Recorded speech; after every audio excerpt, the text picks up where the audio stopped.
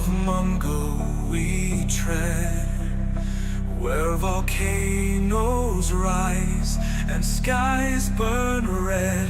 The prolets in chains, their spirits torn, but heroes rise where hope is born. The drums of danger echo loud through molten streams and steaming clouds. We face the flames, we heed the call, for freedom's light must rise for all. Into the fire, through the fight, we march through darkness, guided by light. Ming shadow looms, but we'll stand tall. Heroes of Mongo will conquer it all.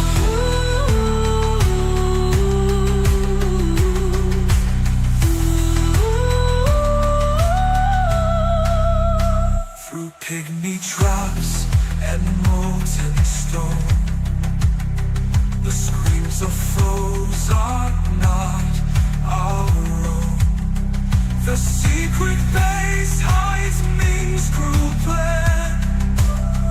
We'll stop his wrath and free this land. The cries of courage pierce the air. We're brave and bold, we'll meet the glare. No turning back, the time is now to topple tyrants, take the vow. Into the fire, through the fight, we march through darkness, guided by light. Ming shadows, but we'll stand tall. Heroes of Mongo will conquer it all. That roars, the cannon fires, we face destruction, we climb higher. In the eating chaos, we find our fate. Freedom's hammer will not all burn. To the fire, through the fight, we march through darkness, guided by light. With the pros beside us, we'll break the wall. Heroes of Mongo will conquer it all.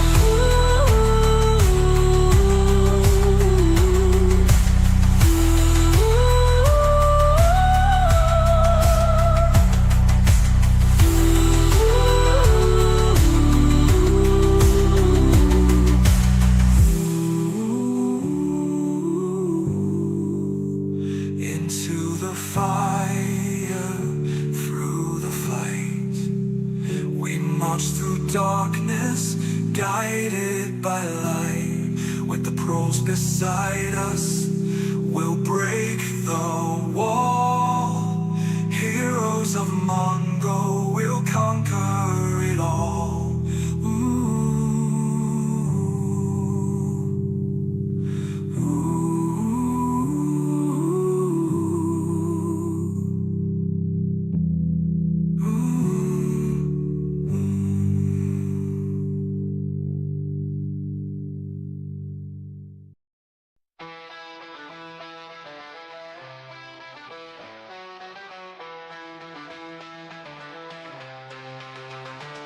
Flash Gordon, the savior we need, racing through the stars like lightning speed.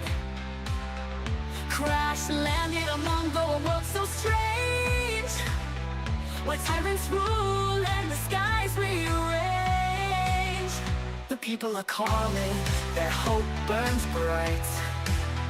Our heroes rise and lead the fight. Flash, the champion of the stars, he'll shine in the darkness, break the bars. From Mongo steps to the skies that gleam, he fights for freedom. freedom, he lives the dream. In Arborians woods, where the hunters hide, trees that tower stretching wide, Prince Baron's arrows fly sharp and true. Flash joins the fight, their bond renews. In Arborians woods, where the hunters hide, trees that tower stretching wide, Prince Baron's arrows fly sharp and true. Flash joins the fight, their bond renews. Through Coralians ways, where the seas are deep, the kingdom stirs from its ancient steep. Merfolk whisper of danger near, Flash dives in, his courage clear. The people are cheering, they found their voice. In the face of evil, they make their choice.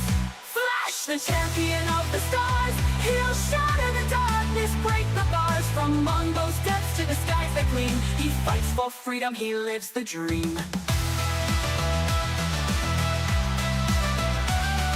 The tree is frost, the cold bites deep, a frozen moon where shadows creep.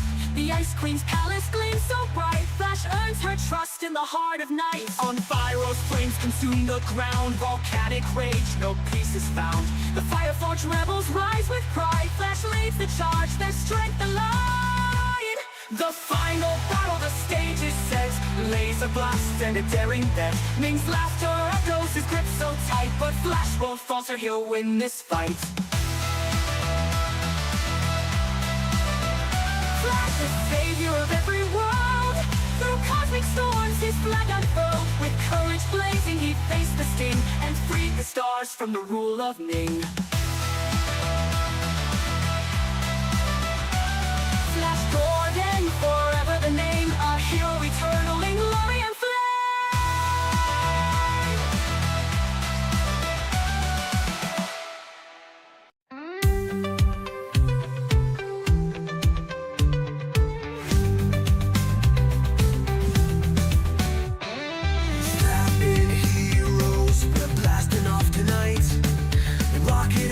Blazing through the cosmic light, Mongo's strange terrain where danger waits.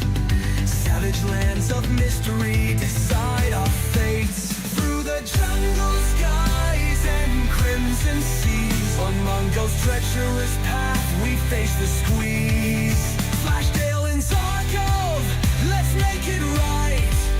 In savage worlds we bring the fight.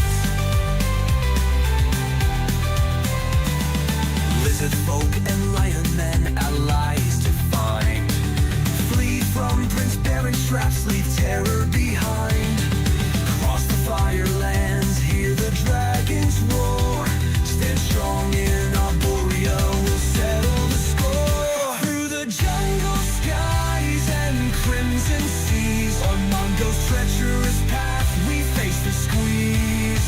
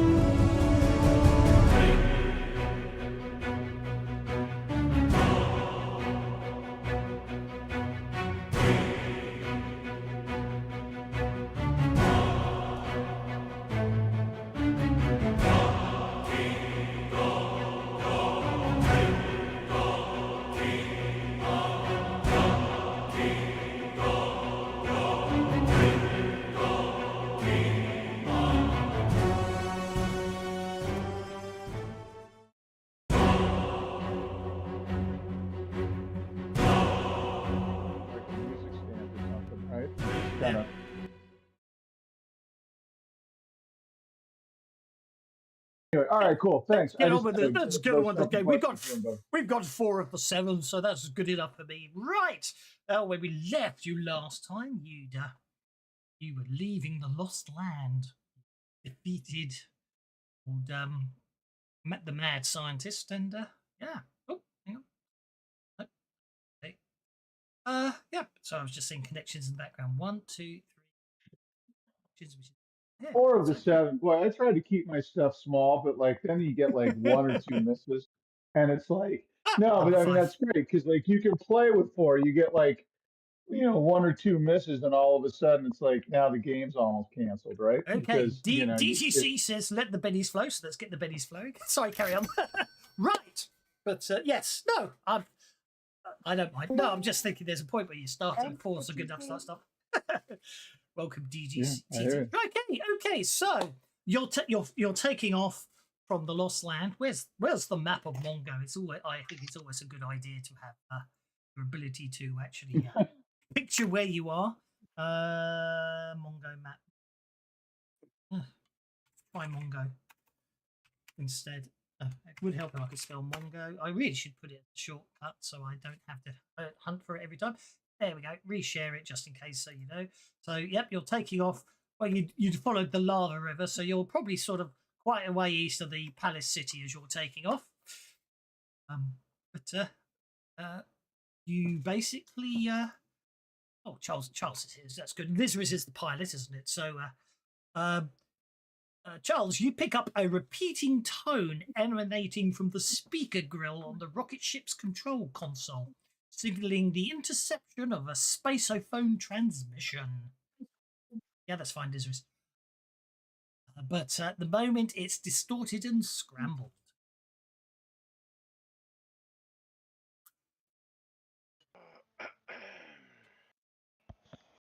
So would repair work at making it unscrambled? You don't really need to make the skill rolls. All you need to do is fiddle around with the image and audio dials to signify it. But if you, I'm not going to say you can't roll repair.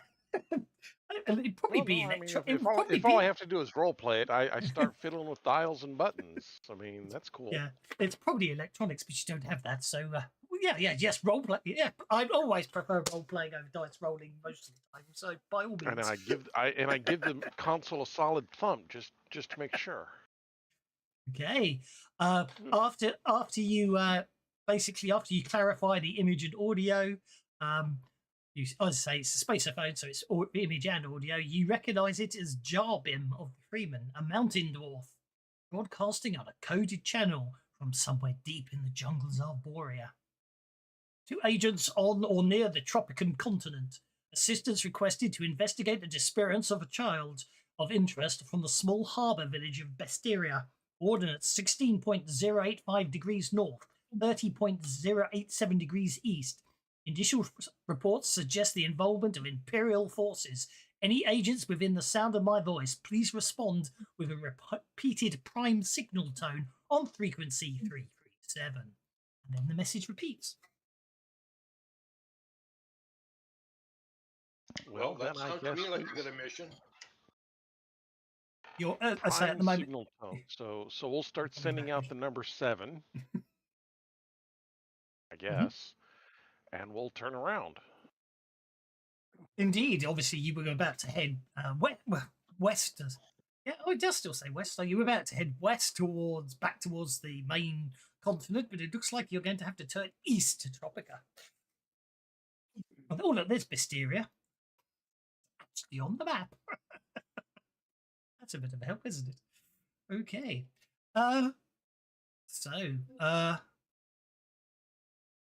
Piloting role? You don't really need to do piloting roles just to fly the spaceship. You've got the skill, which means you can do it. Piloting is for daring maneuvers and things like that. But don't worry, as I say, role playing is sport. Indeed. Okay, as you reach Tropican airspace,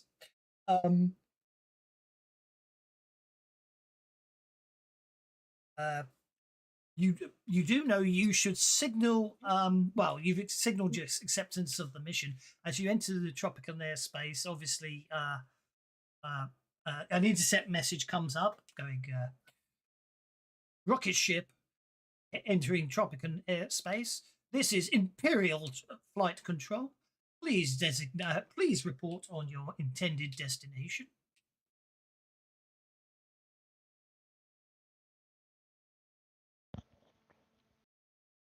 We are headed towards Gundar's fortress.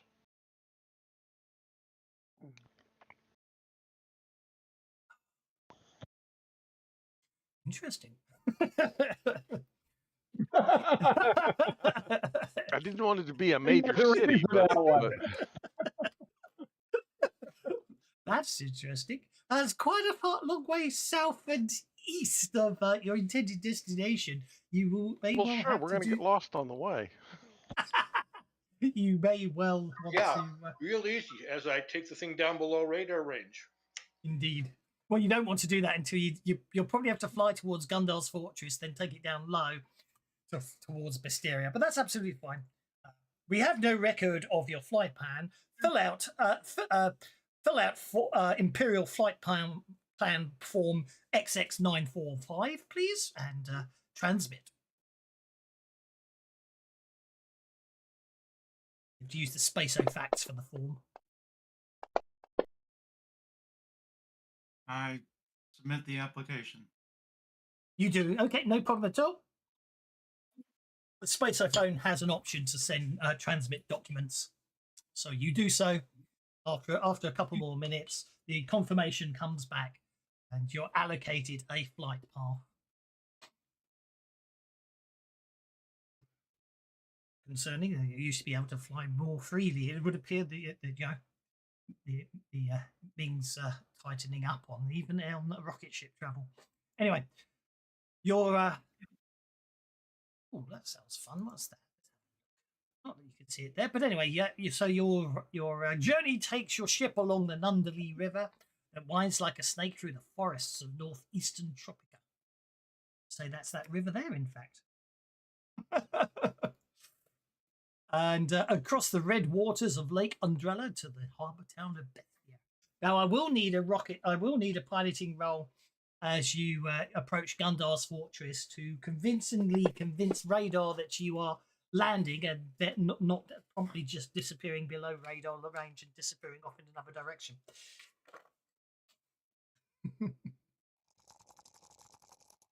We'll start right off the top by making my first Benny roll. 1, 2, 3, 4, 5. I've probably got 7, so let's take 2 off. Twice.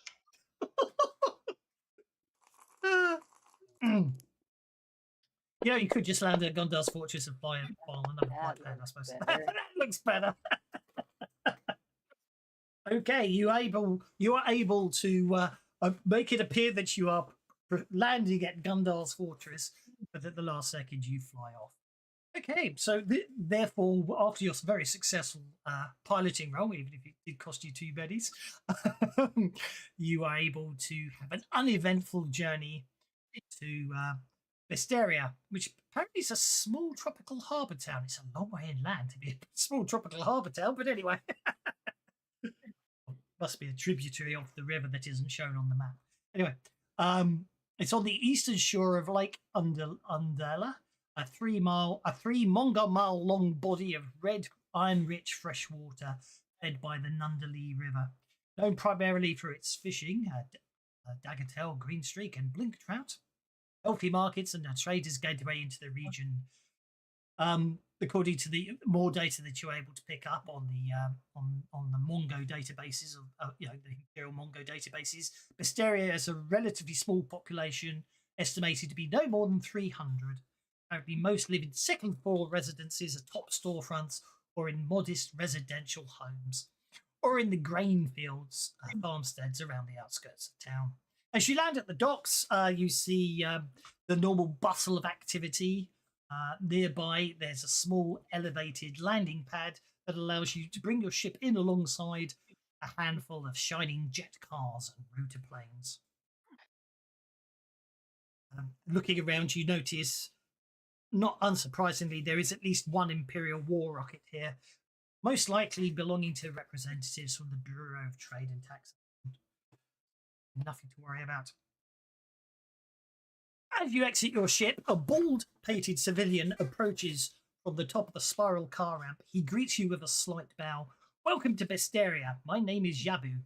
I am the voice of the Freemen here in the town. It was I who first reported disappearance of the young girl. If you'll follow me, I'll take you to where the unfortunate incident took place. He turns and starts towards the ramp, stopping and looking back over his shoulder. Do watch your step. Here in town, the Imperial eyes are always watching. What to do?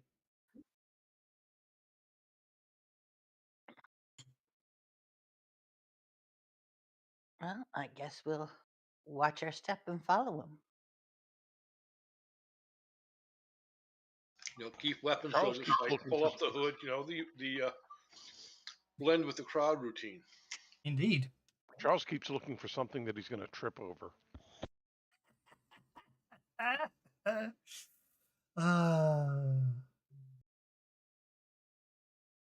Yes, I must remember that more often. Okay. It's a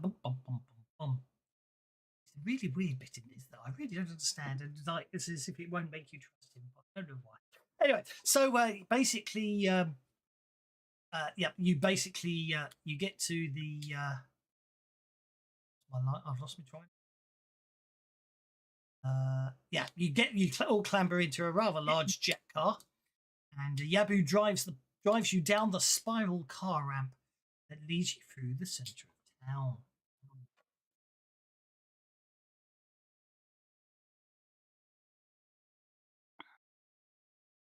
So as I say, you traverse through the busy docks, and then you into which appears to be the chaotic market quarter. You know, obviously, what trade doing well here. As you understand it, you're going to be heading to. Then you're going to go on to the Winery. What I can't speak. Winery district. Okay, but obviously, you just Follow along and try to not attract any attention. Indeed, you are just passengers in the vehicle. Let's have some notice checks. If anyone's looking for anything in particular, just standard notice checks. If anyone wants to look for anything in particular, by all means, sir. Before you make your notice check. Or even after you've made your notice check. Okay, Zafara and Charles. You spot, as you're driving through the different districts, you spot a few of Ming's soldiers moving through the crowd, watching over the people with suspicious eyes. It doesn't appear to be like there's any real concern. You just get the impression this area's tied down. Mingified. Indeed. Split up a little bit so we keep the buddy in sight, but sort of split up so we don't look like a cadet review. That would require getting out the vehicle. Oh, right. Never mind. I forgot. I thought we were walking for some reason. Sorry, I'm just looking for something. Room's hot, but my feet are cold. Can't find them. Oh well. 27.5. It's 27.5 degrees. No, 28 degrees Fahrenheit. It's centigrade in here, not Fahrenheit. I wish it was Fahrenheit. But my feet are warm.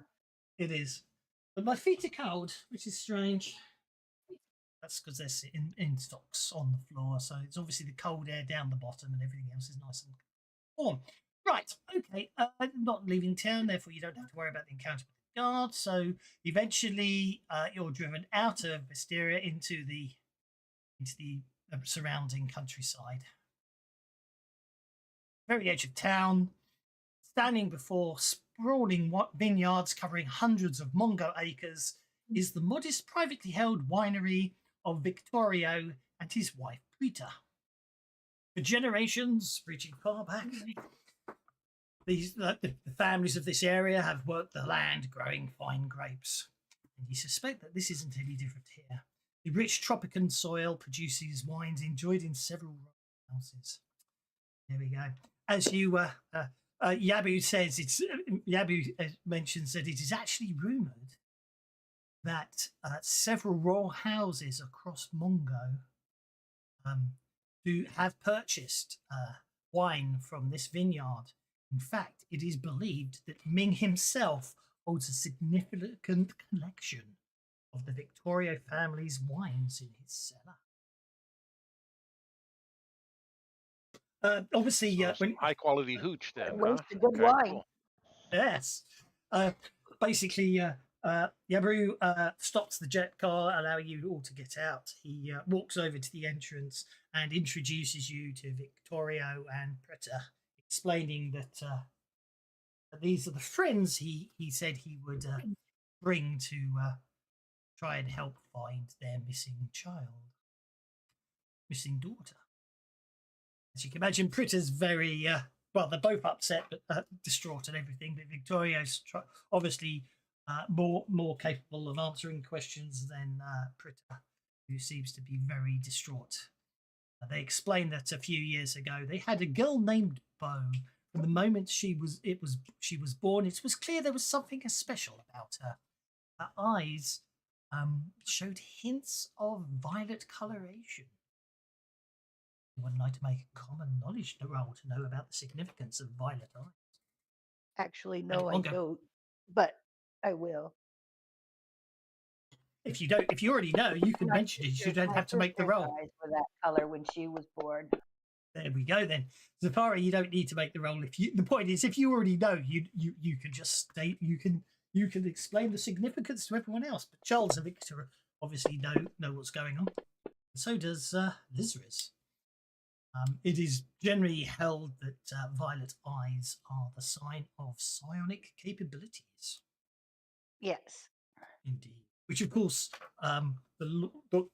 Ming's laws are that anyone with psionic capabilities are reported immediately to the imperial strongholds, and they're taken off the special. I forgot what they're called. But anyway, they're basically taken from their families to be trained by Ming's special forces. Yes, that's what's happened to my sister Zephyra. Indeed, friends and friends and indeed. Remember you saying I was looking at your notes earlier, so that's it. But they downplayed this mainly out of fear, and they explained instead of playing up the idea.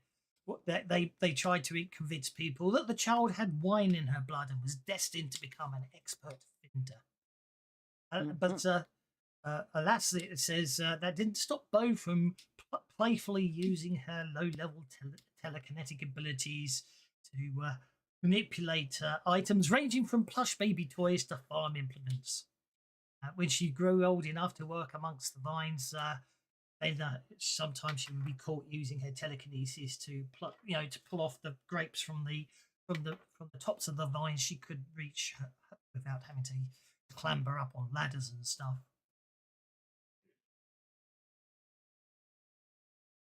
Recently, however, apparently, Bo started complaining about severe headaches.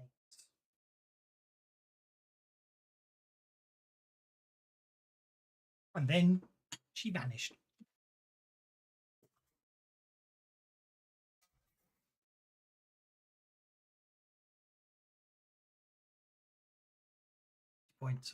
They go very quiet. My first question is: was there anyone new in the neighborhood before, just before she started complaining about the headaches? Did they notice? Has anybody new moved into the area? Bought a place or something like that? No. All the farms have been held by the same families for generations. Okay. No one knew. No one this area. Their knowledge.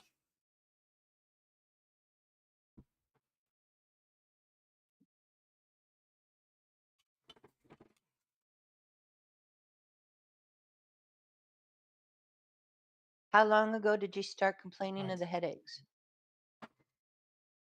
That's a good question. The answer to that. Oh, be quiet, Siri. Go away. I don't know what I said to trigger that. Okay, where was I? Recently, how it just says recently, so it's probably been in the last couple of months, let's say.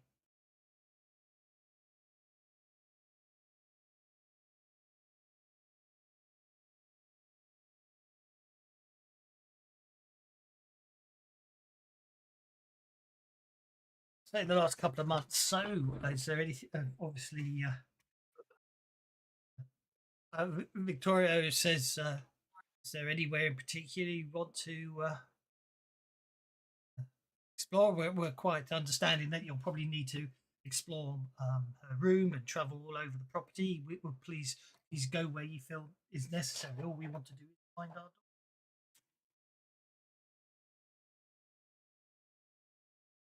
He says, desperately trying to get the place Yeah, to, you didn't respond. see how she disappeared. Nobody came in to took her. She just was like wasn't there some morning. Yeah, they don't know what happened. That's correct. She wasn't around in the morning.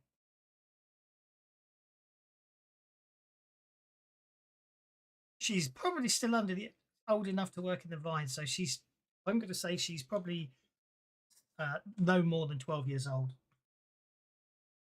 Okay.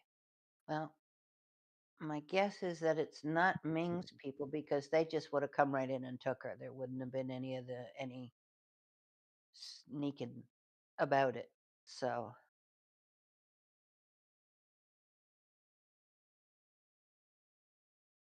Well, we could sort of scout around a little bit, and see if we could find some evidence of where she was extracted from.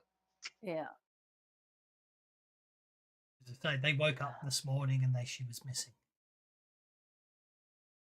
Like she got stolen right out of her own bed. Basically, yes. Well, then let's start with a room and give that a once over and see if we can detect, somebody coming in one way or another. Check for any kind of footprints or scratches, something that's going to give us a clue.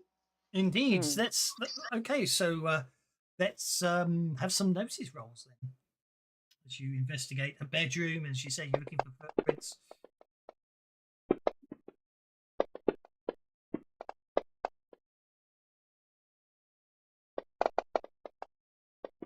Oh, impressive rolls from most of you. As always, if lots of people are rolling high, then don't worry too much if you don't, unless you really want to be in on the action. Okay, so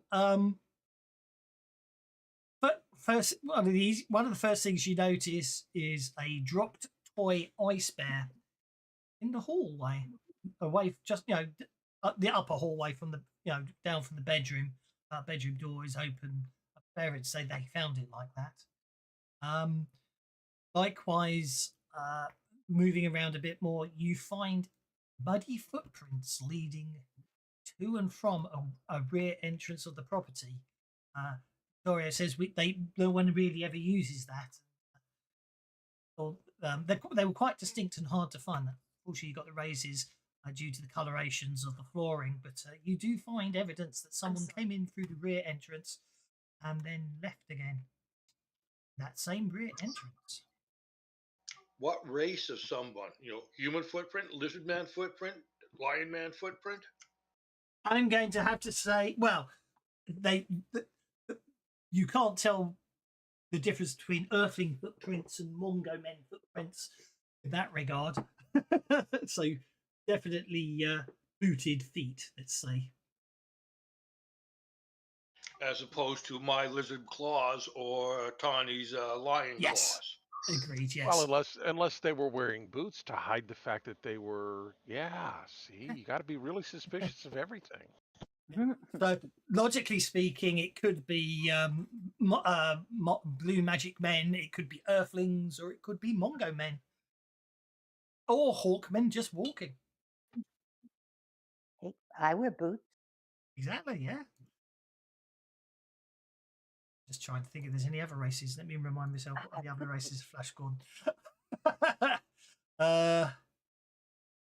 Coralians. Coralians. Coralians probably wear boots, except when swimming. Dwarfs could be dwarves. Earthlings probably not giants; they're too small for that. Hawkmen definitely not. Linemen or lizardmen probably could be Mongolian. Could be robot. Depends on the feet. Not sharkmen again. Webbed feet. Use different shaped boots. And true Coralians. Well, you've never met any of them. But they're muddy footprints. Yes. So for tracking, would you use a notice or a survival or something else? These tracking is now survival. It used to be a separate skill, but in Sway it got integrated into survival.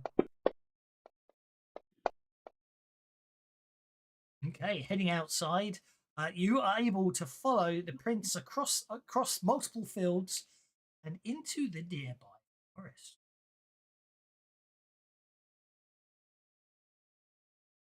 As you follow Lizaras, everyone sort of follows Lizaras. Yabu warns you that just as Lizaras reaches the tree line after following the tracks, Yabu says you must be careful. The dark woods of Tropica are filled with dangerous animals. Well, all the more reason to find her and bring her home then.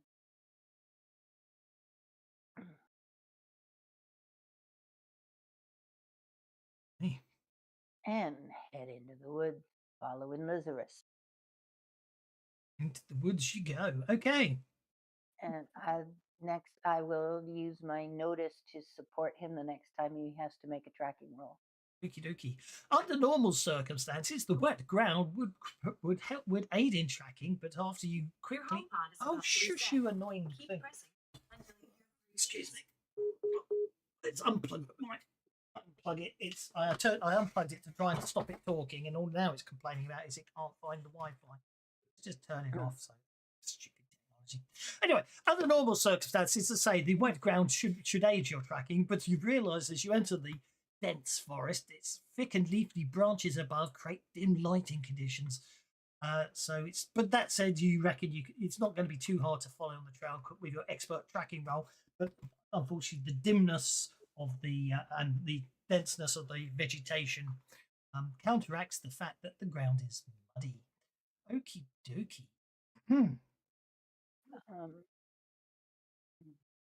Well, another survival roll to see if we can keep following the footprints. Not have done that on visibility. Okie dokie. My dice are not liking me today. And there's a 5 to help support. Great.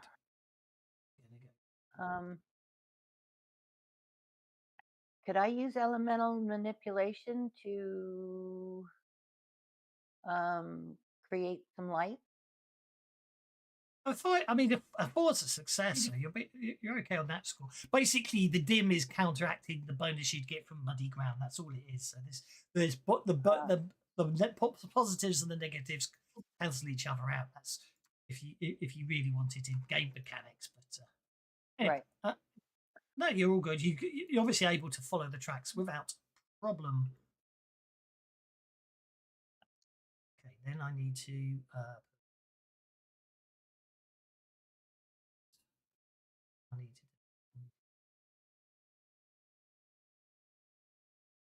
About how old are these tracks? They're like less than 12 hours old, correct? Yes. They said she was taken they noticed her gone this morning, so sometime in the night or early morning. I'm going to use the encounter I rolled earlier, which would be 2d4, which was 7 whip. Okay.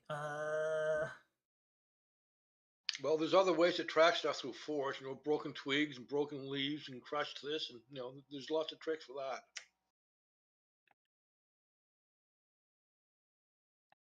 Indeed, exactly, and that's what you are doing. It's all very efficient. Okay, just take something out. See how incredibly dangerous the forests of Tropica up. So there we go. That should do it. That and then so the lovely images I sorted out for today. Zoom to fit. Zoom to fit, and then view sharing share record. And there we go. So you're following. Basically, you can see tracks. Oh, actually, I can probably do that. Too carried away here. I thought there were. Hang on. Yes, there are. Why they? Oh, there we go. Blueprints. That's what I'm looking for. So if I go for the painting line and turn that into stroke, and then reduce the size considerably, I should be able to do that. I don't know if you can see that, but there we go. Yes. Cool. See the footprints. Yeah, love that fact you can do that. So there you are. That's the track you're following.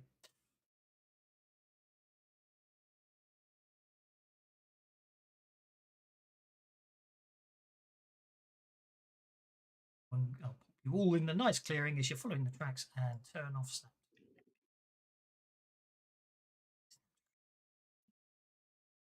Look like they're going northeast. Indeed. Suddenly, you hear the keening wail coming from through the trees.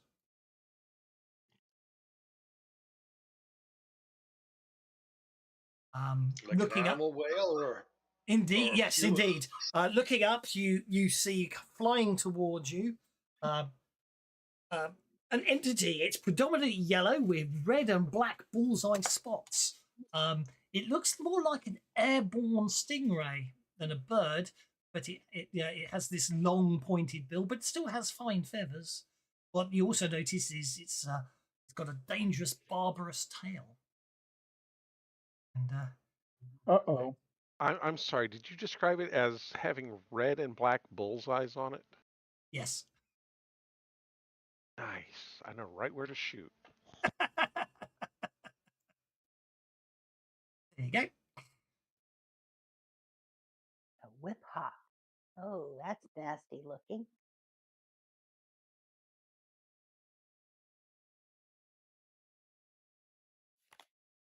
The Whiphawk's got a Joker. That seems most unfortunate. If anyone wishes to spend biddies to move up the combat tracker, I think you're relatively okay. You're down the bottom with like superior.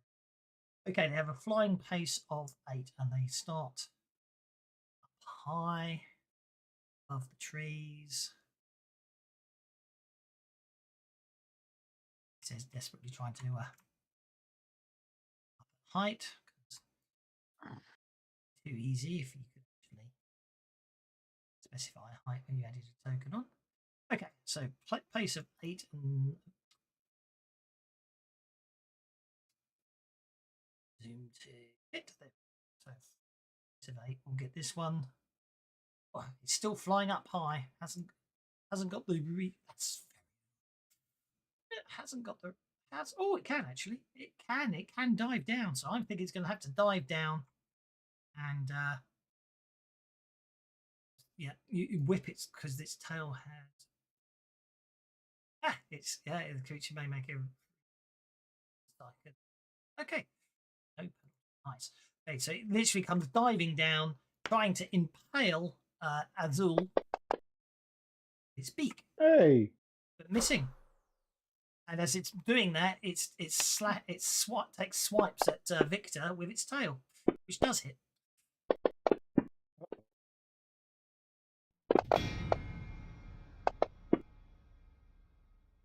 But it is unable to do much to Victor's tough armoured sides. Charles, you're up, sir. Okay, well, I will shoot at Whiphawk 1 since he's right here. Okay. Where Here's my bang bangs. Do, do. And I will hit. Yay! Oh, he's small. I will miss. Yeah, let's go ahead and Benny that once. Still a miss. All right, I tried to help you.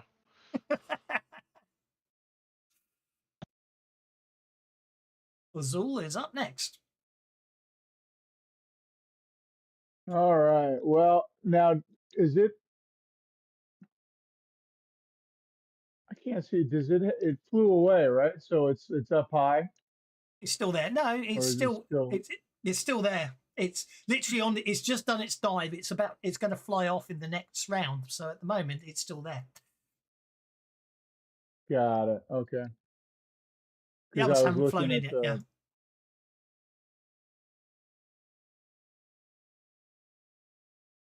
Well then. Holy shit! There are a bunch of them. Mm. That's not good. 2d4 plus 2 apparently. I got a 7. That's not good. Okay. When I Well, rolled this morning for the encounters that you get today. all right. I will go ahead and do a little blue goo.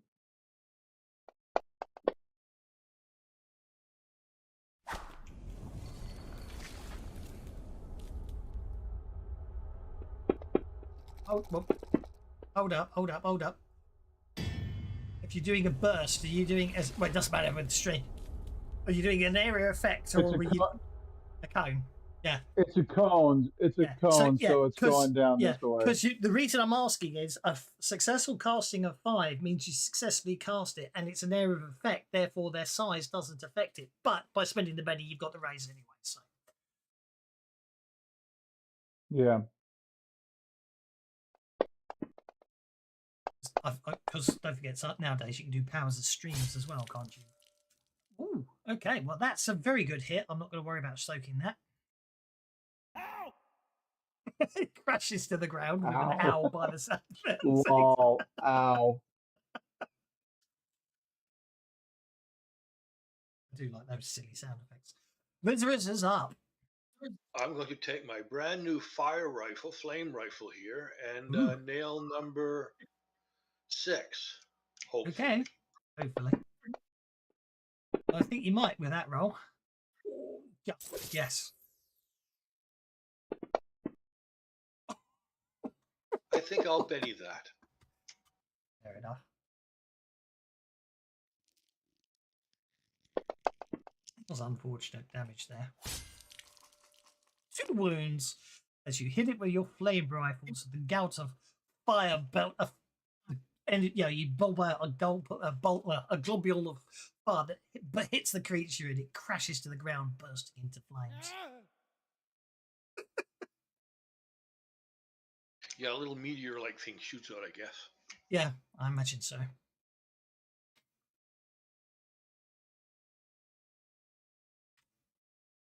Okay, Whiphawk going to come in. It's only going to get to about there, I think. Not. Oh, it might have it. It might be able to. It comes in. Yes, it can. So it's coming down, and again, it's going to use its beak to skewer Azul. Miss. Why? What have I done? And use its tail whip on Charles. Missing. Lizards are its natural enemy. Where does it say that? I just did. Didn't you hear me? Attack Charles with its beak. And a tail whip on Viserys.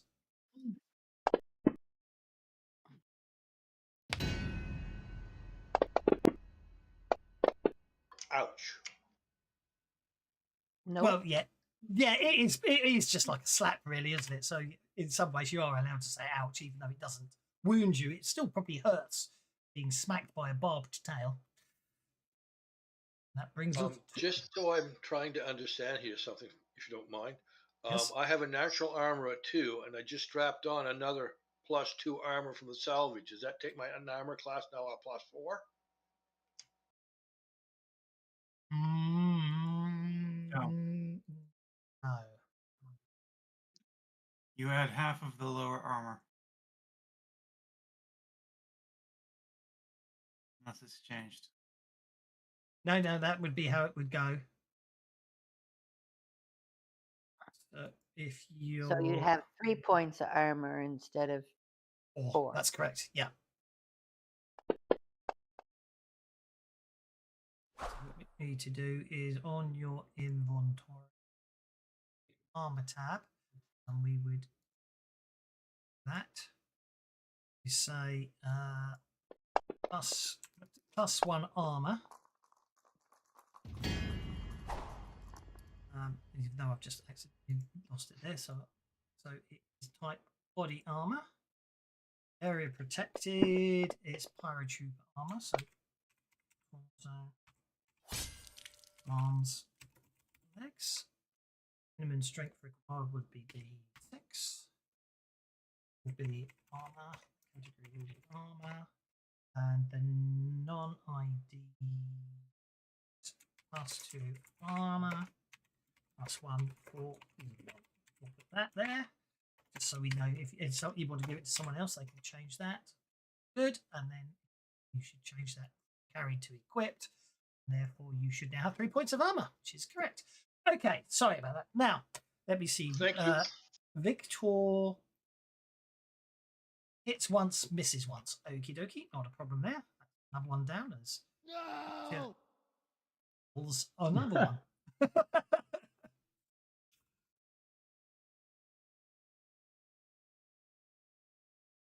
Okay, Whiphawk 7 is going to move in 8 inches, but it is not going to get close enough, so it's just going to carry on flying around at altitude.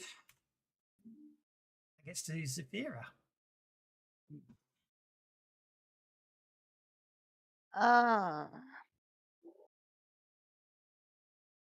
So, I mean, you've got these two sort of down at ground level attacking the people on the ground, and you've got these two still flying up high if you want to sort of take off and fight them in the air.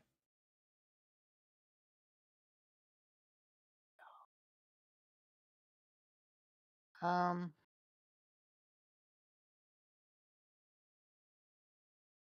I think I will use my ray gun and shoot him. Whiphawk number 7. Targeted Whiphawk number 7 for you.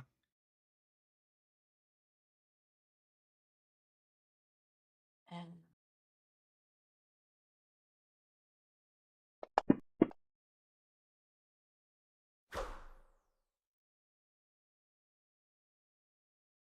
we'll do that.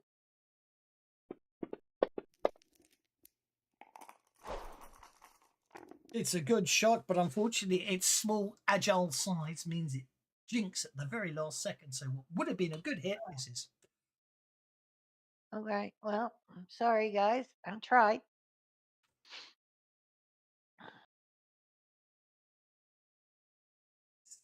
Milk that 8-inch movement for as much as I can. Yeah, which means it can use its long proboscis to stab at Cirrus. Boys, I really don't like you, Liz.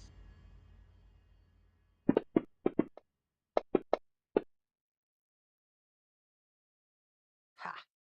That's interesting. Why is it still saying he's got armor +2 after we up his character sheet to have armor +3? It shows us having armor +3 on his character sheet.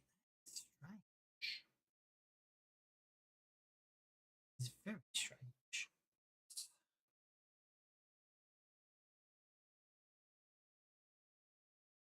It's even showing toughness 8, armor 3.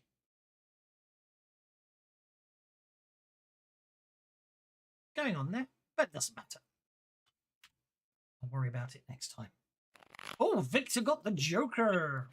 Means everyone should have just got a penny. Hooray! I don't have to give you one because you just got one from a Joker.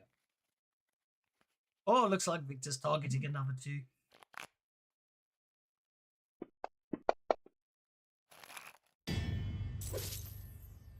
Hit with a raise and a hit.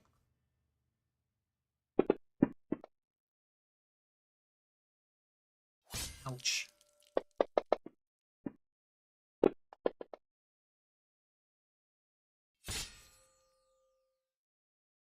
That one's going down. 1 wound. What is there?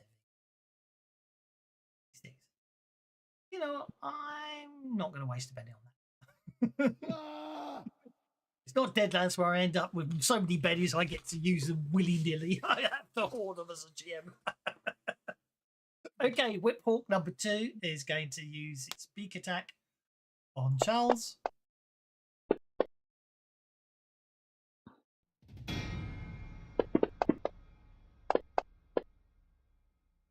Shaking Charles, which is a bit annoying. I don't think I can do anything unpleasant to shake or wound you. And obviously then it's going to use its tail attack on Lizarus, which does miss, but I'm just going to see if his toughness is working properly. No, don't know what's going on there. Very strange, especially as his character shows it okay. So let's delete Lizarus off the re-add Lizarus to the combat track. Notice what card he had. So diamonds, 9.5. I think you were next, so I'm just going to go on a card that's in the 2. Give you 10 of hearts there. Then try attacking you again because I'll just then put you back on the map. So see if that's fixed your armor. No. Oh well, I don't know why it's not working, but anyway, we'll look into that one another day. Okay, Lizarus, you're up. That tail that just missed me, I'm going to grab it and then slam the hawk onto the ground. Splatter, Go for it. hopefully. The athletics to grab hold of it. So So the puny god move. indeed. Are you happy with 4? Probably not, because it's small, so I'll Benny that. Go for it.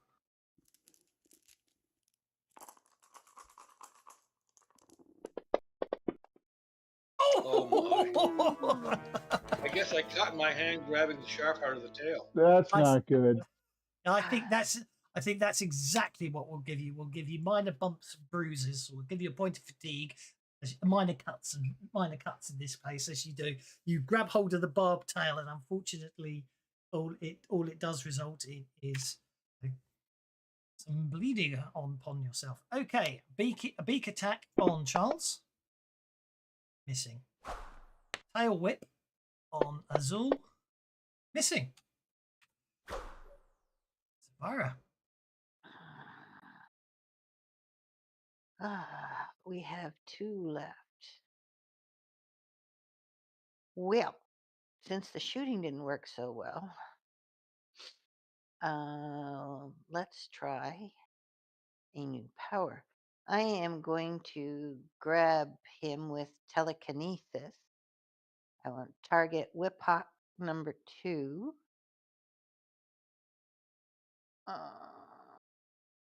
Wait, she keeps using Mongo. I needed to use psionics.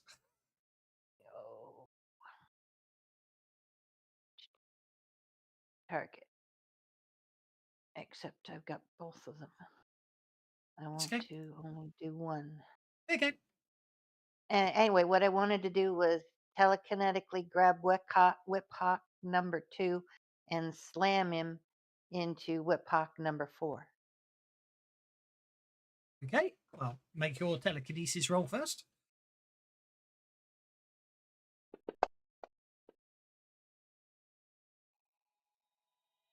Which is 5. Whoa. Yeah. Okay. Even though I gave the fatigue to it rather than Lizarus as well. There we go. Okay, but telekinesis was successfully cast, which means you cast it with a 5, so you have a telekinetic strength of D10, and does last for 5 rounds. So Yes. yeah. So although you're unable to grab hold of it, it's too agile as you try to telekinetically grab it with your mongomancy. Okay. But it still cost me the 5 power points to do the casting, right? Yes, you've successfully cast it, and it lasts for 5 combat rounds. So you could, Oh, you so I could try to Yeah. try to grab it again next round if That's it's still there. exactly that. Okay. All right. And you can choose, you can change targets as well. It's just you've now got your telekinetic strength running, so you can grab anything you like for the next 5 rounds and longer if you want Okay. to maintain it. Azul, you're up. All right. Well,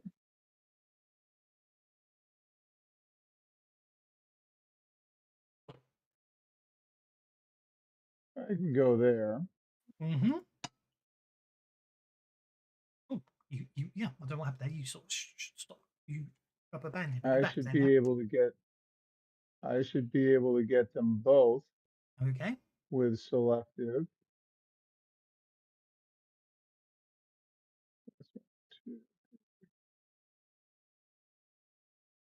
Hit 1, 2, 3, 4, 5 if you don't go selective. Hee hee hee hee. Well, yeah, but why would I want to do that? I just want to get the 2 bad guys with a little bit of extra damage.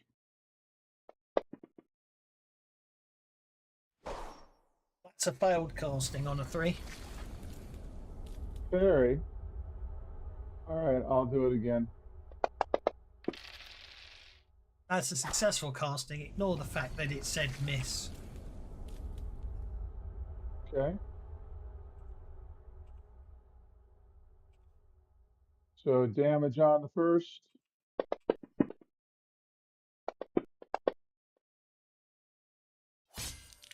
3 wounds on the first. And damage on the second.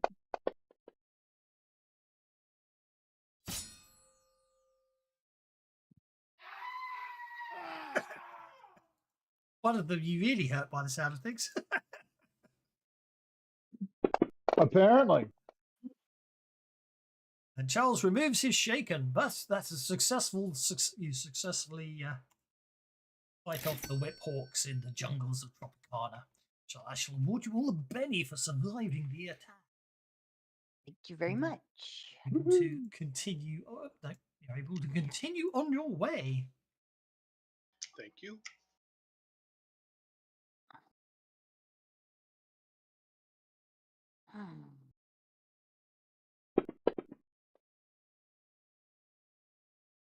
That's okay.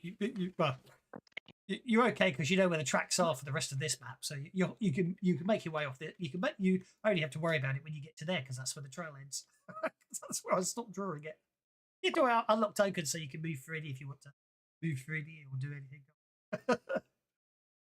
I roll on this table here and see what happens. Okay, well, the second of the encounters as you travel through the jungle is no encounter. So eventually, you follow the trail and you exit the dense forest and find yourselves in a large clearing. At the center of this clearing are obvious burn patches. Like something taking off. That's definitely what you think it may be. If you want to examine them and make a common knowledge roll, you can. At the opposite edge of the clearing, you discover what do you discover? An exquisitely crafted metallic pillar. It appears to be basically apparently it's an ostentatious stanchion bearing strange Kabbalistic symbols set atop a column of glistening gold, apparently. There you go. basically.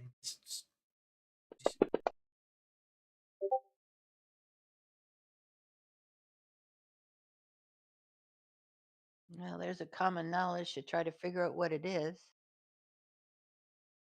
Okay, well that's for the burn patches. Oh, You okay. for the common knowledge is examining the burn patches. You determine the marks were well. You obviously know it was a landing and departing rocket ship.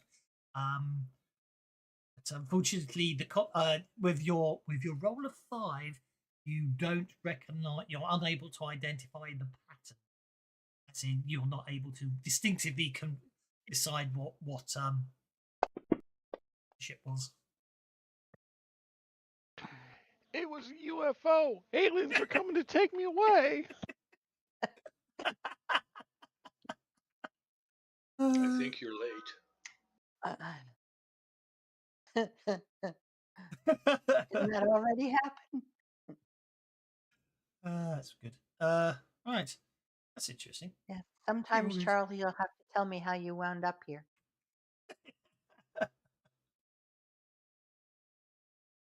It's a UFO. Aliens. I never took my advance. Okay. Don't forget, it's not new power. The edge is wrongly named. Don't forget, in Swade, it is not actually new power. It is new powers. You gain 2 powers. That's correct. Yeah, I knew that. I just Yeah, I know. was putting it I just thought I'd point it out just in case. on the sheet. Mm. Because So technically on the sheet you just have to type it in, right? Because it's not it's the powers themselves that you need to add. Yeah. Well, Not generally the- what I do is I'll drag the edge in, and then next to it I'll type the powers that I got. Yeah, that's what I'm going to do too. Yeah, no, that's perfectly fine. So unfortunately, you're not able to definitively define whether or not this was a Imperial rocket ship just based on the burn pattern. However, obviously there is still the column, the metallic column at the far side of the ring. Yeah, let's take a study of that. Look it over.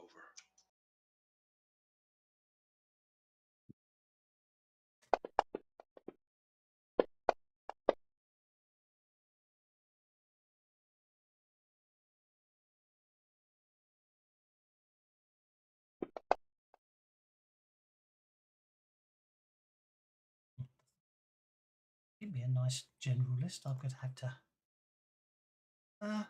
Okay.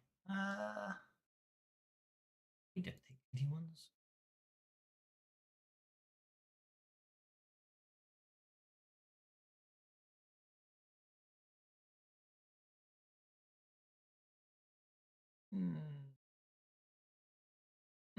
Okay.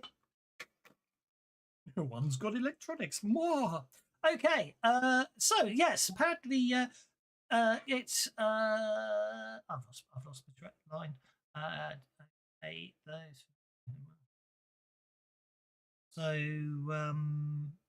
the opposite side of the clearing, metallic column. Those familiar with Mongo tech, which will be that'd be Charles and Victor. Determine the ornate wing spread symbol at the top houses electronics components.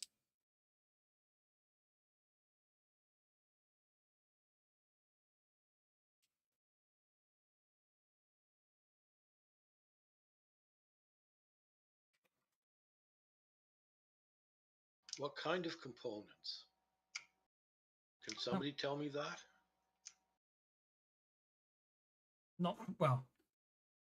That's basically Charles and Victor looking at it. That's what you determine, that it's obviously the metallic column has Mongo tech housed in the winged symbol at the top. That's all you know at the moment.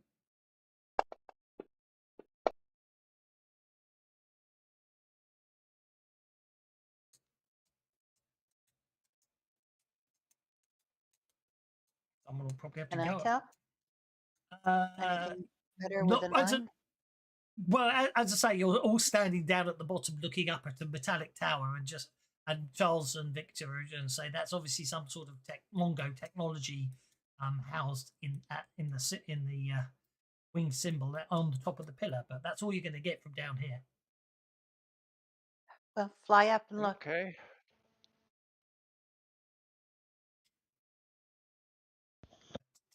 Without taking it apart, basically. I will fly up and look. No, you fly up. As I say, it's yeah, you can fly up. Say it's what's the actual description? I say exquisitely crafted metallic pillar. It's column glisten of atop a column of glistening gold. Apparently, so they say the whole column appears to be of glistening gold with this interesting symbol at the top of it. It's a completely sealed unit. Might want to fly Charles up. Oh, I will fly Charles up so he can look. Sort of dismantle. Whee! I'm flying. So Charles can dismantle it.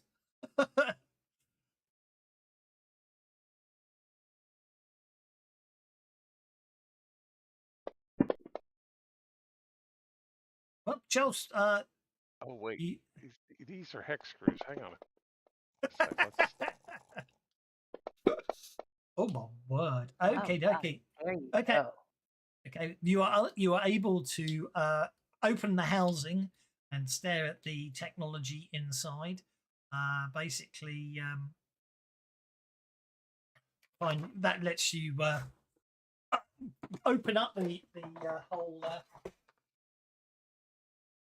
without damaging any of the circuitry inside. Apparently, it will it appears. I'm trying to find something. It appears, he says, moving the cable is just not loose. I've just got smacked in the face by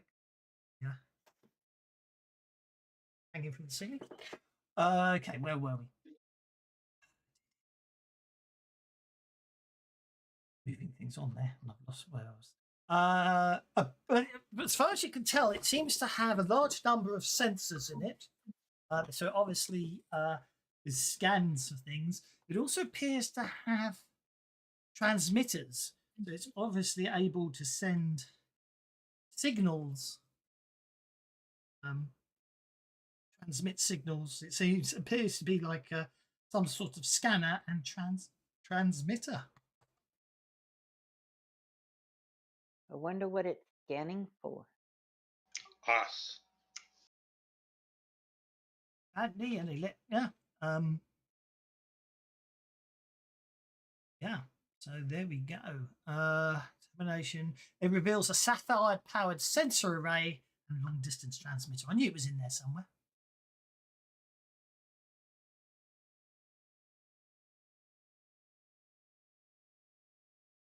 I suggest we pull out the power crystal and let it sit there dormant. Well, that just means someone will come out and fix it. Call that bait. That's not going to get us any close to the girl. I think what's happened is they've come and they've taken her away.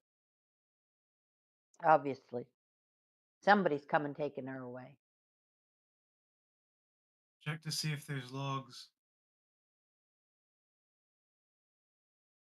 Doesn't appear. Well, electronics is probably your best bet, but no one's got electronics, I'm afraid to say.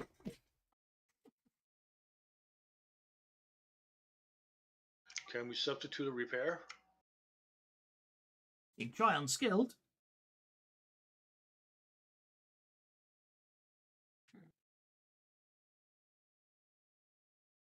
I'm probably not the best one to do that. Feeling a little tired right now.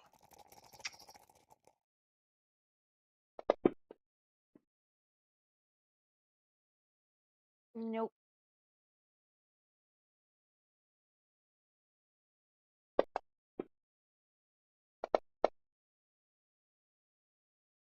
Ooh, Victor. Okay. There you go. Okay. Victor, after analysing for a while, you were able to track down and identify the unique frequency that it transmits. I mean, it sends out a broad signal, but actually hidden within that is a unique frequency that is obviously determined to be the pertinent part of it. This will allow, basically, you can pass this information back to the Freemen, in Arboria, which would allow them to begin searching for other devices transmitting that frequency. Hello, Rigger. Can you tell where this one is being aimed at? So maybe where the receiver of that transmitter is located? Use that maybe to trans back where they went? Unfortunately, it appears to be able to transmit, as I say, on a wide range, and given the transmitter, it can probably transmit. Well, it's probably transmitting up to it's looking at the planet. I'm trying to think. Looking at the map of Mongo, it seems to be transmitting up into space. So it's probably transmitting up to a satellite, which will then be transmitting back down again. So your best estimate is it's transmitting back to the main continent. Obviously, it has to go via satellite because of the curvature of the planet, so it can't do a direct transmission. Thinking about it logically.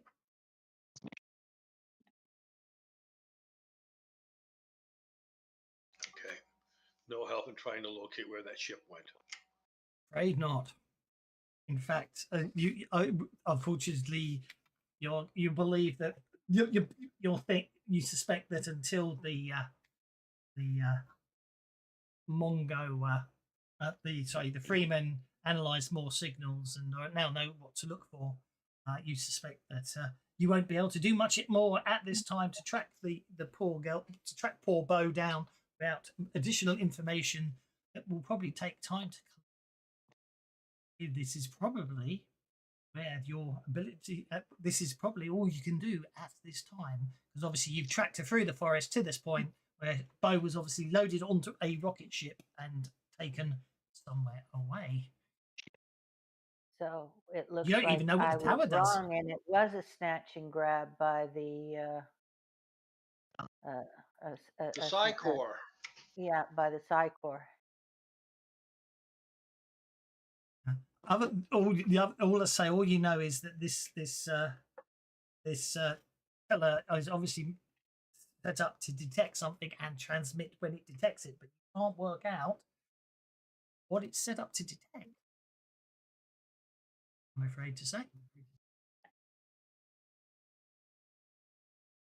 Have some ideas, but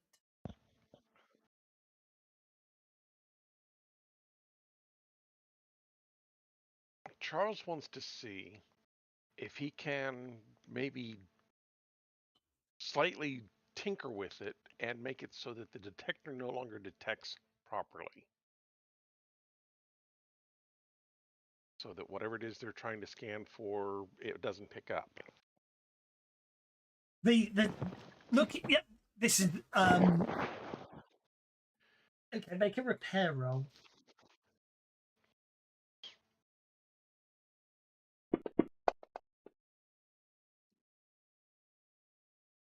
I'm afraid. I got plenty. I was going to say, unfortunately, yeah, that's not you failing to do it. That's you. First of all, you've got to try and work out how it's. I'm afraid Victor shouldn't have the Joker bonus, but it's not letting me clear the cards, so that's a failure. Maybe. Just going to remove all the players. I don't know why, but it let me clear all. There we go. So I'm afraid you don't get the Joker bonus because you're outside of combat, Victor. So I'm afraid the problem is none of you are able to work out how the scanning element works. You can tell, you can see, you can follow the logic that once it detects whatever it's looking for, it will send a transmission reporting it. But you've never seen anything like what it's able to scan for, so you don't know how to, other than sort of just destroying the whole thing. You know what I mean? Destroying the whole sensor array. You don't know how it's detecting what it's scanning for. It doesn't appear to be, based on what you can see there, it's not searching. It doesn't appear to be searching for anything physical. It doesn't appear to be searching for anything physical. It doesn't appear to be related to temperature or moisture or Well, it took mineral a detection. girl who had psionic powers, or I shouldn't say it did, but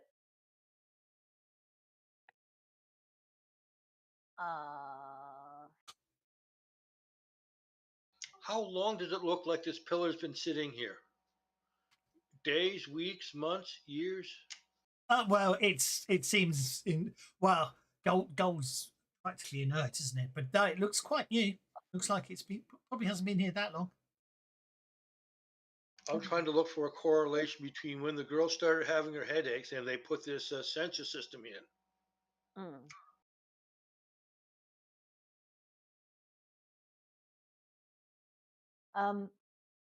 Watch what it does. I'm going to move off to the edge of the clearing, and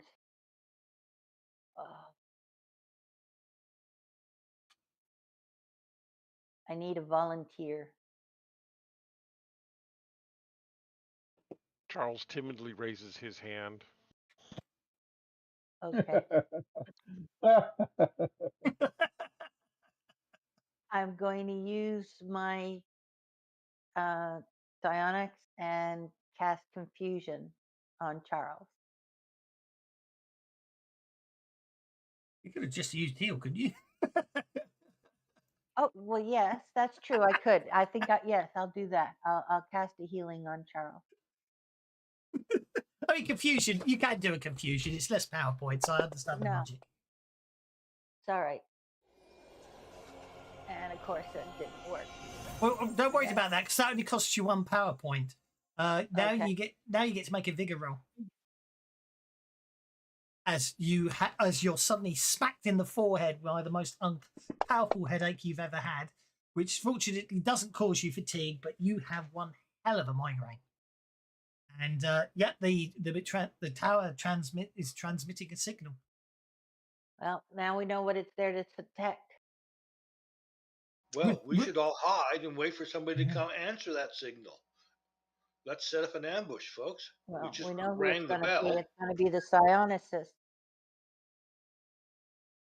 Which It's does going to mean... be Ming Scions.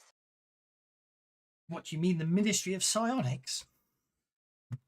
Yeah. So you we either bug out of here or do what Lazarus said and wait and take them on. But the information. I like the idea of capturing the ship that arrives, and it's going to be really painful. I will say that does give enough information for Charles to make some modifications. Now he understands the reason he couldn't find anything physical is because it is tracking psionic energy. Once you, with that piece of information, you can now alter it if you want to.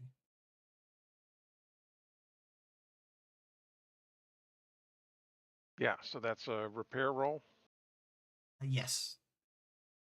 Okay. I can give you an assist if you like. Sure.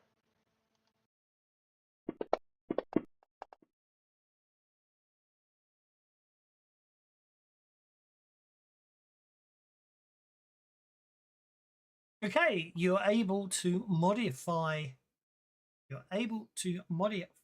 the tower so it will no longer detect psionic activity, but at the same time it will not transmit the fact it can't detect anything. That makes sense. Rendered it useless, but it won't be detectable unless someone physically comes here, examines it. Yeah. I wonder if there's a way we can figure out where all these are.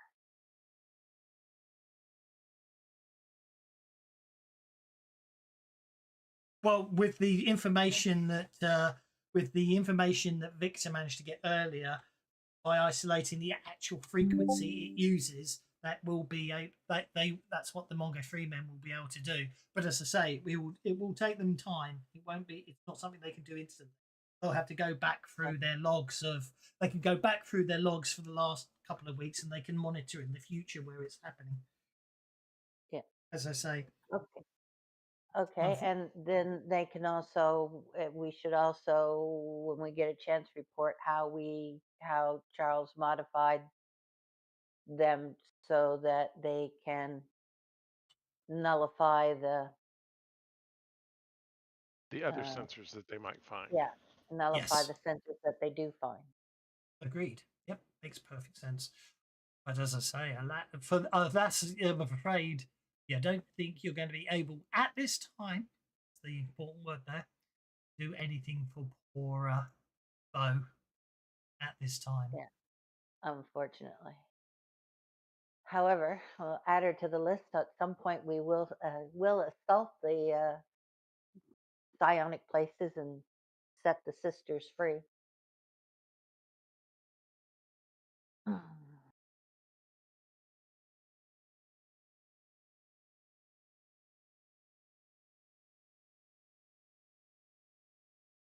So, are we going to go back to the village and talk to the Freemen and her parents, saying she's been definitely been kidnapped, or We'll are have to we tell her going to parents play first. ambush games? Well, I don't think anybody's going to come because we've modified the signal, haven't we? After you Well, set it off. Oh, right. in fact, So, yeah. for all So I know, there's a ship coming down right now. you can hang around if you want. Yeah, let's go ahead and set up an ambush and give it a day. Okay. Or at least a half of one. Yeah.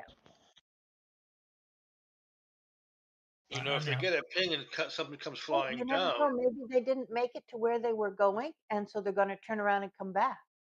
And she might even be on board. Can I spend a penny and have that happen? no. Worth a shot. No, I understand what That you're saying. wasn't nice. I don't know actually if you ever get her back.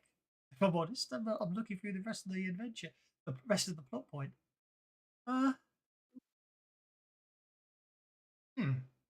must admit, you whizzed through that one. It whizzed through quicker. I didn't have much time to prep stuff, so let's see. It's just things first. Okay, on the trail. I see. Right.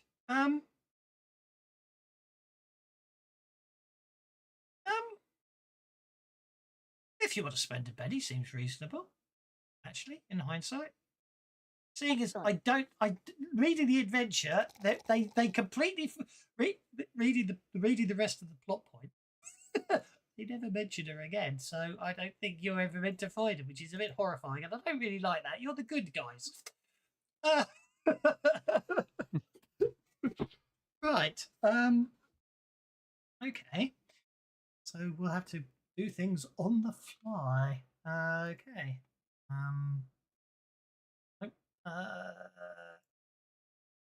Mid journey, don't let me down. I need a map.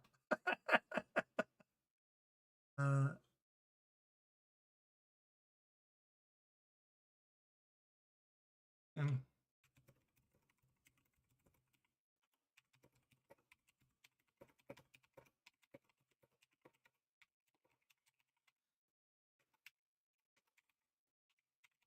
see what we get. Otherwise, I'll just find. Meantime, let's have a look at the art assets. See what I've got on clearings.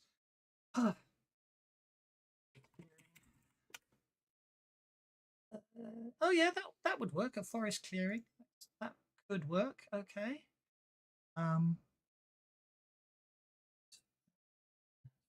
Right, a record for that, and then I can rotate. Then I can rotate. I can rotate it 90 degrees, so it's the other way around. Then I can go see what I get. Nothing, not much.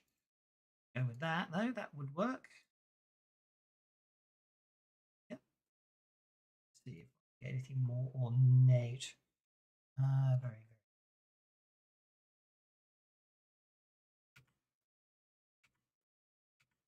No. Okay, that will have to do. Then I need. Oh, what I need is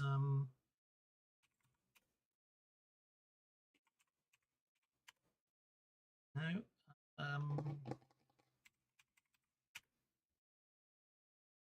Oh, that'll do. Uh-huh. Assets. So go to the drawing layer, stamp tool. That there. Way too big. Drop it down a bit like so. There we go, and then we go.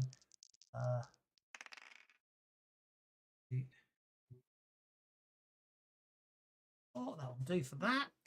Okay, that will be enough, I think.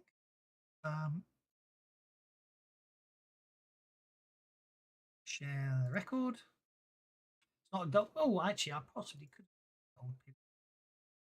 That's it. That.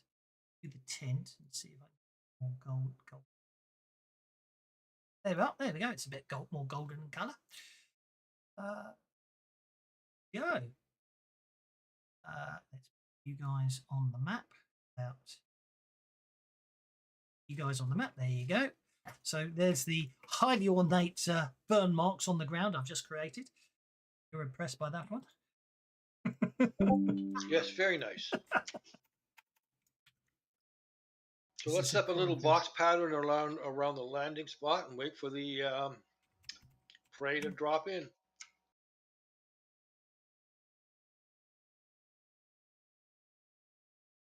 That.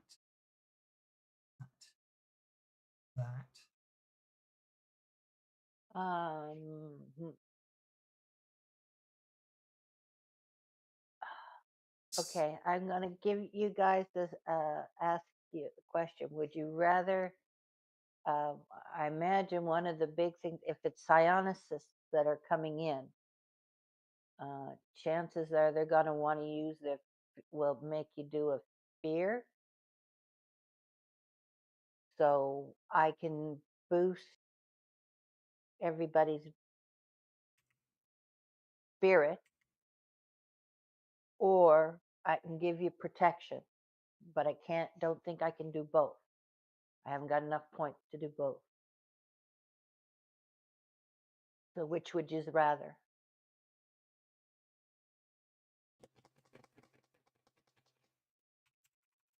My vote's for protection.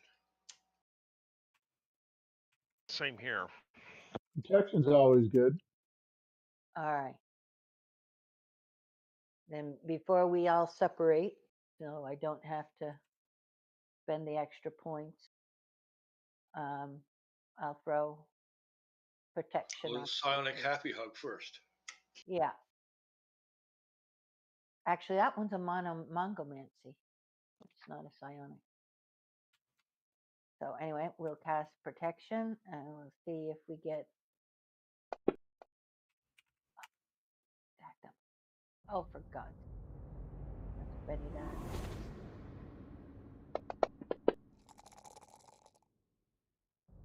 All right, no raise, unfortunately. But that's everybody gets 2 points of armor.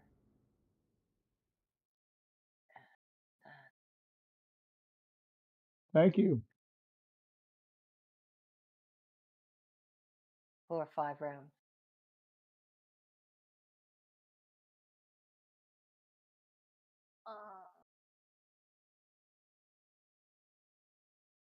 Anyway, 4 points. 1. Okay. 5. So if we get a response, I want to almost sort of do this. I'd like to do this as sort of a 2-phase thing.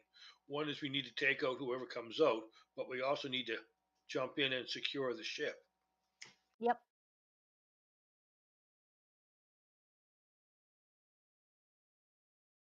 Makes sense?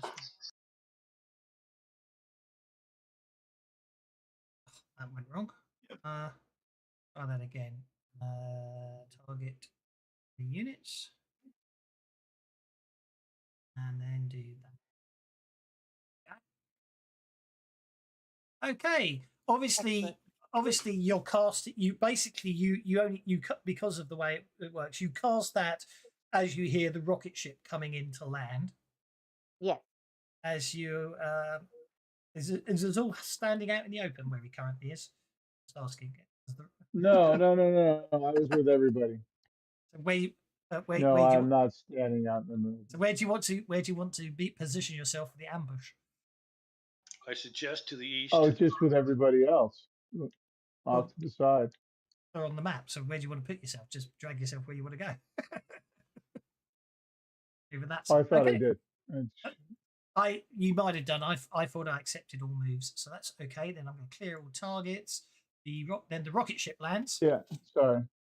Let's go. Seems to leave its engines on as it comes into land, but there we go. The rocket ship lands, and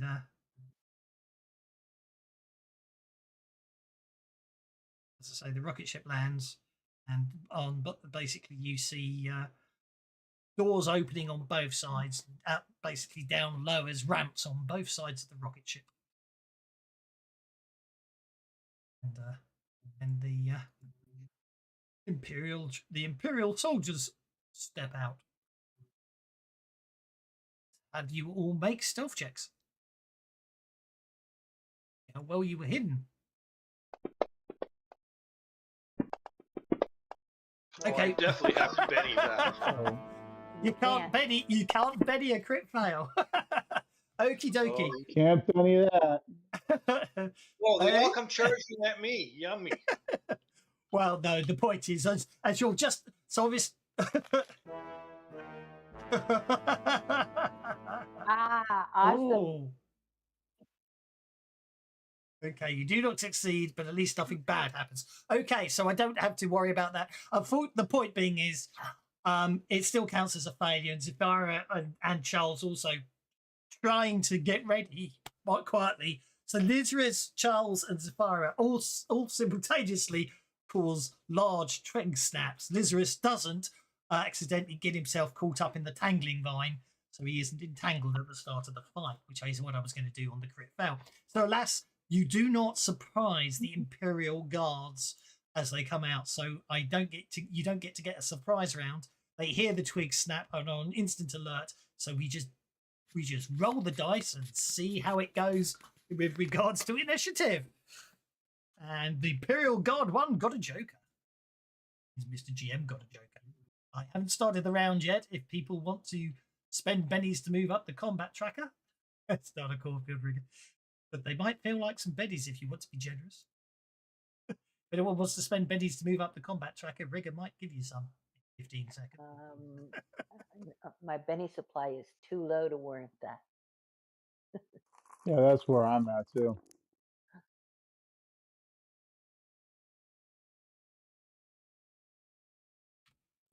I Okay. probably need them to restore power points. Hey, and I that's moved up. I went from the 2 of hearts to the 2 of spades. Wow! That's impressive. That's truly impressive. Okay. Right. So let me see now. Azul did actually successfully succeed in stealth. So let's do a group notice check for the Imperial Guard. Is that the Imperial Guard? Imperial Guard what?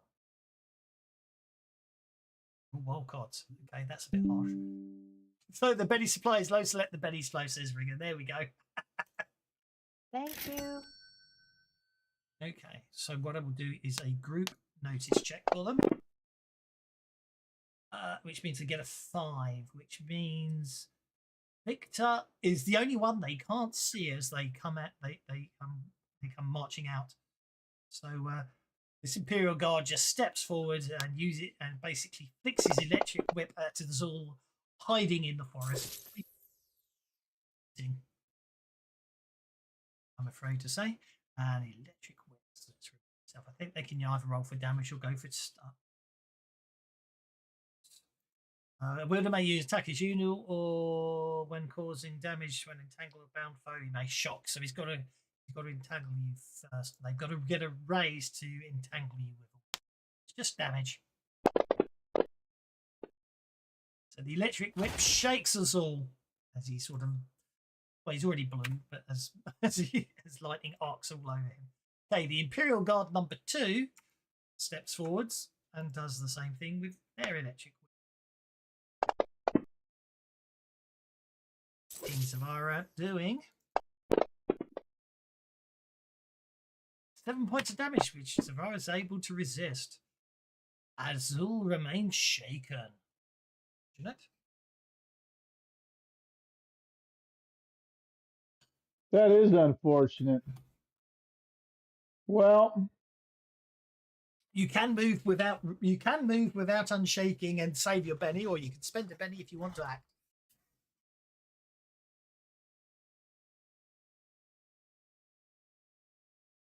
I will move and save a Benny. Okie dokie. Lizaris, you're up, sir.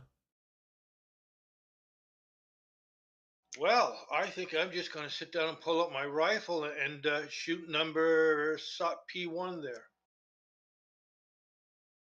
Okie dokie. E1's targeted. I'll make nice tokens for these guys. I haven't got around to it yet. I am doing so rough today. I was wondering why you were parrying there. You used your flame blade rather than shooting there. Oh, my, sorry, I clicked on the wrong dang thing. That's okay. Is your shooting the same as your fighting? No, it's not. So go on, make a shooting roll. If you're shooting and fighting with both, if you're shooting and fighting with both D8, then I'd just say you hit. But with a D6, you've got more chance of getting it. You've got a slightly higher percentage chance. Reroll the right weapon. Yeah, reroll with the right weapon. A 4 still hits. It's just obviously, with a D6, you're slightly more likely to get a raise than you are with a D8. Only slightly. Okay, you shoot size soldier number 1 and shake him. Just need to remember what we said about. Well, there we go. Explodes on a critical failure. Oh yes.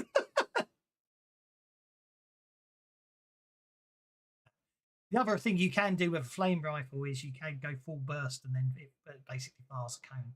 That does, as I say. Okay, the Imperial Captain. Upgrade the Imperial Captain's equipment.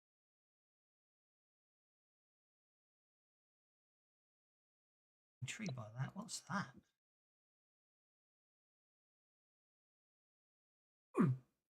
That's interesting. Not giving him that though. Okay.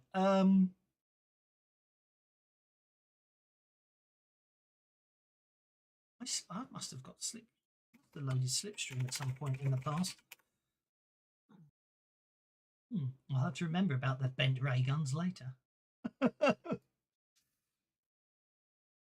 Ray guns that ignore cover. I'm going to let you guys have one of them yet. Okay, ray gun pistol. I am going to shoot. He's his own NPC, so he can notice check. He fails, so he knows you're out there, but he doesn't hear anything, so he doesn't actually attack. He dives for cover. He fails to spot any of you with his notice roll. Okay, the Psi soldier. Like a good officer. Indeed, the Psi soldier. Right, let's see what Psi soldier does. I think he's going to.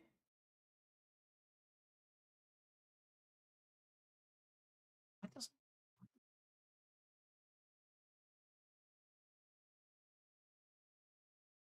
Fine. Psionics there. So why is it not? He's missing his arcane background. That's why. Okie dokie. Stupid changes to the rule sets. Psionics. He's got the Psionics arcane background. Power points, and I just have to powers to make psionics. And then they'll actually have dice. And automatically work. It's a bit unfair. Okay, so the first thing he is going to do is nice. Gives him +2 toughness as he puts upon himself. And that didn't work. This way. Target himself. The button, so he gets +2 protection and on PowerPoint. Okay, so it gives himself he basically gives himself a psionic shield. and then basically, oh yeah, he does runs for the trees, diving into cover. Psychic Soldier 1 recovers from being shaken. We'll do the same thing. And you do roll it for now because I've got cheats with psionic powers. Successful, but he doesn't get it. So, which Psychic Soldier 1 armor, and then do 2 armor on himself. He dives into cover as well. Move the combat tracker onto Zafira and sort out this NPC.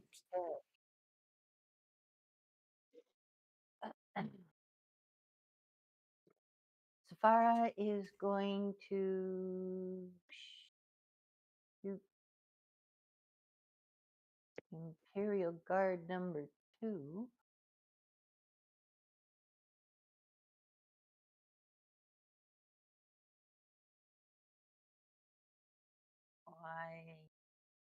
All right, let's try this. Where's Imperial Guard?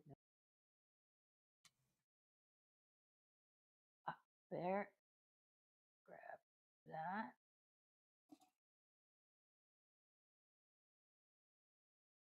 There. Yes. And then we here. And ray gun.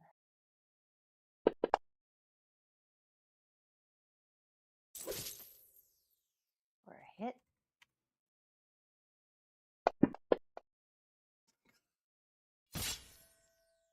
Causing a wound. Indeed. Jungo Dino Laser Battle. I like the sound of that. Okay, let's try Laser Fight. See what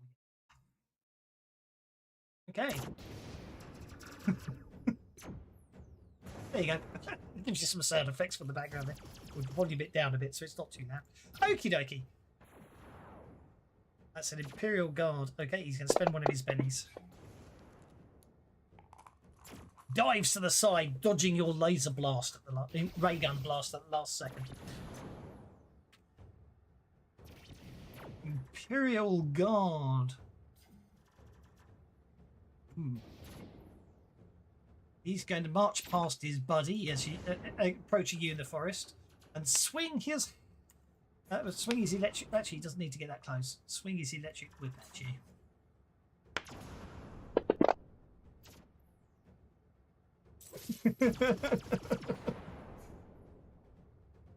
Okay, so I'm going to have to save that one. It's quite good. Okay, 2d6 damage. Unharmed. Okay, Imperial Guard over here. He's just going to dive cover because he doesn't know where anyone is right now. And that gets us to Victor.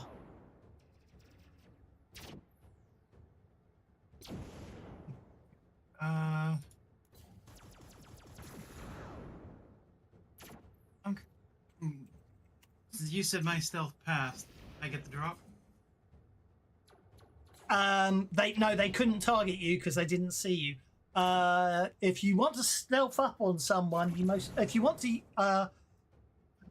get the drop on someone, what did you get on your stealth roll? It was a 6, wasn't it? What was your stealth roll?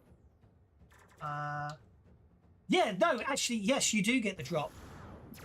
You do get the drop because they didn't know you were there. So yes, you get the drop on anyone except the captain, because the captain, I didn't actually roll for him. Let me do that now for the captain, just to see what if he did. He didn't attack I'm you. Assuming But... he's in the...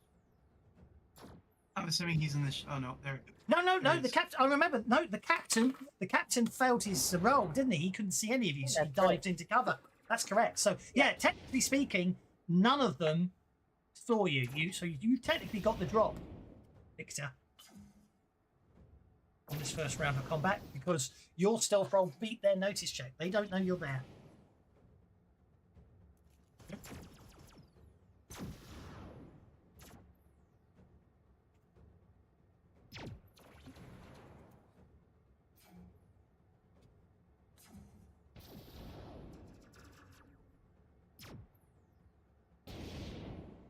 Get up on that guy, soldier next to me. Yep.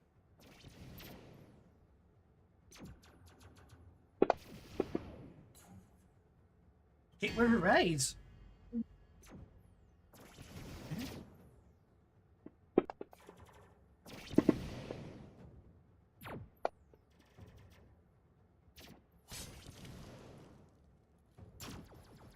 Jog his memory well. Indeed. Mm.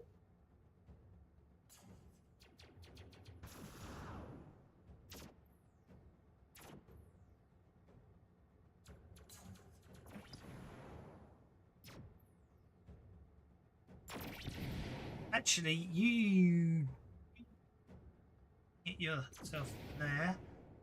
Oh, yeah, it has got a +2 on it because you're martial warrior. Okay, 2 wounds. Nicely done. Sorry, I was looking at your character sheet. Technically, it should be. Oh, Psy Soldier 2. He's an MP. He's an extra, so he just goes down. Okay. And then move to.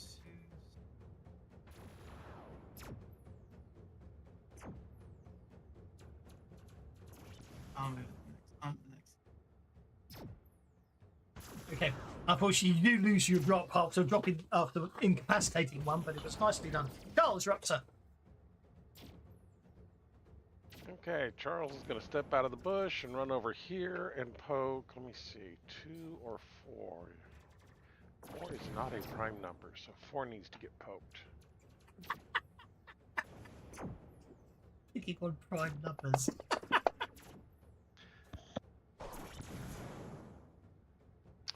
And let's go ahead and spend 1 on that just because. That's still a miss. Oh no, that's a hit. No, That's right. it's a hit behind this one parry because they've got electric whips. Yeah, yeah. Oh, come on. Let's really hit him instead of just giving him a little stick. Never mind the Yeah, I'll love take a thing. shaken. Let's see. Oh, laser whips. Oh, I don't know what this sounds like. Laser whip trap.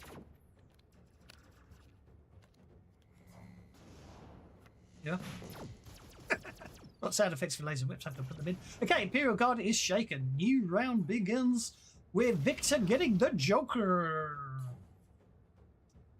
Imperial Guard, then Charles. Imperial Guard, Imperial Guard, Imperial Captain. Imperial Captain's going to spend a penny to move up the combat tracker. Imperial Guard's going to spend a penny to move up the combat tracker. Whoa, they both basically. Well, they jumped ahead of Azul, getting the 7 of clubs and the 8 of clubs, respectively. Does anyone else want to move themselves around the combat tracker? Now's the time to try. Okay, Victor's moving to there. I shall accept Victor's move as he moves out into the open.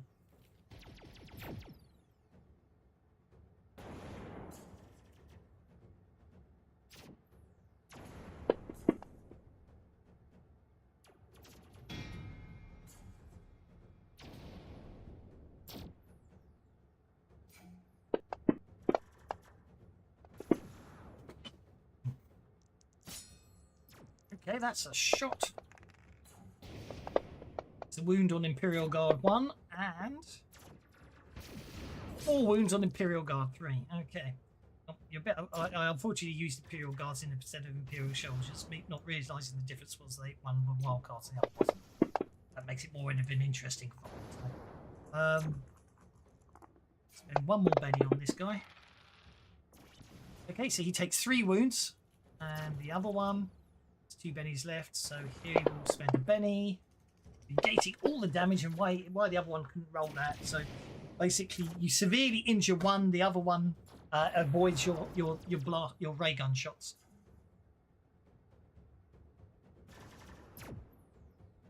That was Victor. And then I got the red Joker. You just got the red Joker. Okay, then that means everyone gets bennies. Nicely done. Okay, there's all you also unshake automatically. Right. So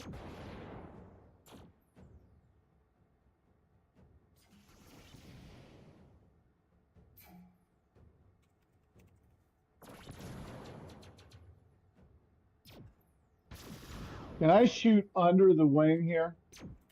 Yes. Oh, yes. You most certainly can.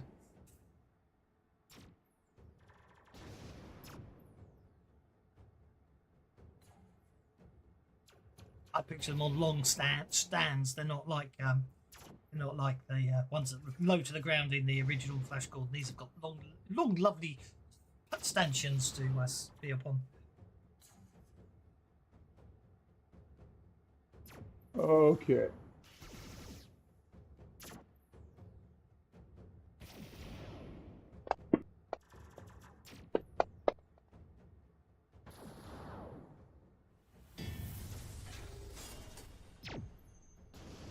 It with Okay, raises well, I upon didn't both mean of to hit them with a raise. Yeah, no, it's fine. That was on, was my roll. That's going to go on me, not on them. Okie dokie. And Well, I'm then going to give my, you want to I'm clear going to give targets and target myself yourself. stealth. Go for it. Yeah, I'll do it. I targeted did it first.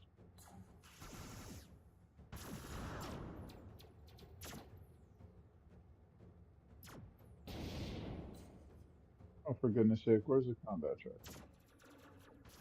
No.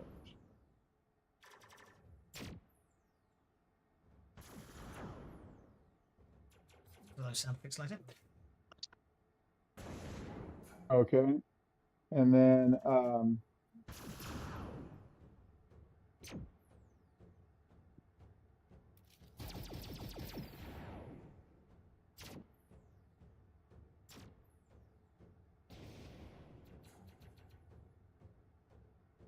why won't it doesn't give me the modifier. It's got this.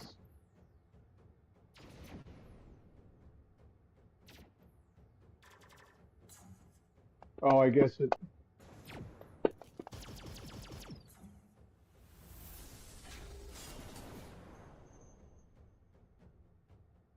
I guess I had to roll it that way. My bad. Okay. It's all changed with the stuff. Sorry. Yes, yeah. No, that's fine. Yeah, no, the sub if you updated the powers, so you've got the sub powers and all the roles, it gets very interesting. Mm-hmm. Okay, and then that would mean that the next one will be the penalty should be negated. Mm-hmm. As I do this.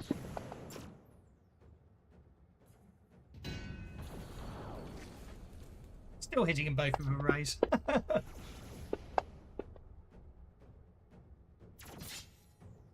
A wound on Imperial Guard 2, and roll for the other Imperial Guard.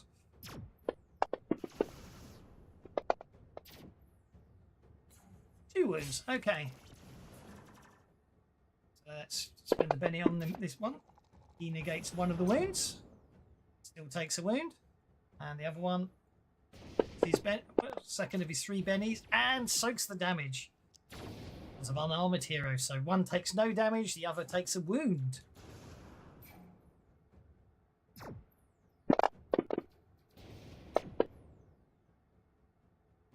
Imperial Guard shaken status is removed. Okie dokie. Well, he's going to have to whip Charles because Charles attacked him. He's got 2 bennies. He's going to spend a benny on his whip attack. Failing to do anything. Charles, you're up, sir. You dodged the electric whip. Okay. Charles. Actually, what I was just measuring was if I just drop a limp grenade at my feet, do I have to make an attack roll or does it just go off?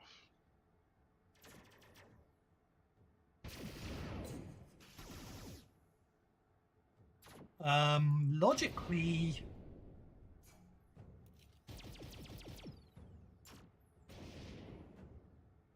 you can just drop it at your feet, can't you? Even if you make me make an attack, it bounces half the distance, which is 0. Yeah. Oh yeah, no, I think you just drop it, don't you? Because I mean, even if you crit fail throwing it, if you critically fail throwing a grenade, you fumble it and drop it at your own feet. If you're planning to drop it at your own feet, then I don't think you need to roll because you're choosing to critically fail. If you get the interpretation, as it were. Yeah, no, yeah. I can see that, yeah. Okay, so I'm going to close my eyes so that I don't get blinded by the flash, and I'm going to drop a limp grenade right at my feet. make the attack roll so that it knows who's it's rolling the damage on. Oh, look at that. Nice. Okay. Anyone caught within the grenade's area of effect is automatically shaken on a failed vigor roll at -2 from the initial flash. This effect is an order the victim wearing suitable eyewear, which they're not. Oh, if you fail any agility checks, critically fail any agility checks while carrying a limpid grenade, it goes off. Very nice. Okay, so Imperial Guard number 2. I just read the notes and instantly forgot. So vigor roll at -2. Okay, so -2 on his vigor. Vigor check. He failed, so he's immediately shaken. Charles, you know it's going off, so I'll let you just make a straightforward vigor check without the -2 because you had your eyes shut in time. Because it can still be, unfortunately, more. You know what I mean? It can still be unfortunate and still Sure, still be too much, yeah. Yeah, agreed. And it's a vigor roll at -2 on this guy, and just a check, not a test. He fails as well and is automatically shaken. There you go. They're both shaken. If you roll the damage. Nice.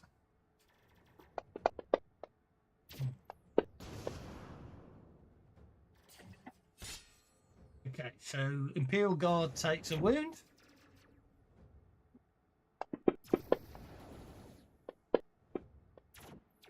I think that might be you. No, that's okay. Imperial Guard 2. Told you I didn't like non-prime numbers. Okay, so obviously you knew it's coming. You dive as you drop it, meaning you escape most of the blast. Our Imperial Guard, the 2 Imperial Guards are obviously dead center to it. So that's 2 wounds on the Imperial Guard there. So we're going to make a roll. Oh my word! Oh, good grief! Both dice came up as 18 or 17. That's ridiculous, isn't it? Okay, so the Imperial Guard is shaken and blinded by the blast, but unfortunately doesn't take any damage from it. But that was his last penny. And this Imperial Guard spends his last penny to get a 7.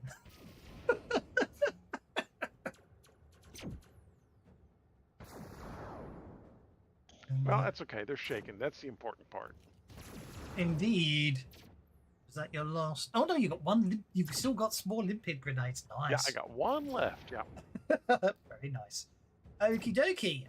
When you end your turn, we'll see what happens to Imperial Guard. Imperial Guard number 3 stops being shaken. Okay, so he's going to break cover. He's going to move to there. Use his electric whip on Victor. And he is going to get the GM to spend a penny. Long live the Imperium, says Joe Rama. Bennies all round. Thanks for Joe. Okay. Oh, he still misses Victor. Yes, thank you. Elizabeth is next. How far is it from where I am to the port hatch here, or starboard hatch? The easiest way to do that is unless you're on a MacBook, so you don't have, unless you're on a Mac and you don't have 2 mouse buttons, is if you click both mouse buttons, and you could just drag an arrow. You can drag an arrow any way you like, if that makes sense. So then you could just measure anything you want to, like that. So is that anywhere near the hatch to get into the rocket?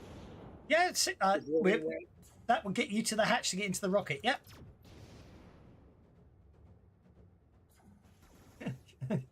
Yeah, you could to get rid of it. You just double mouse click again, and it vanishes.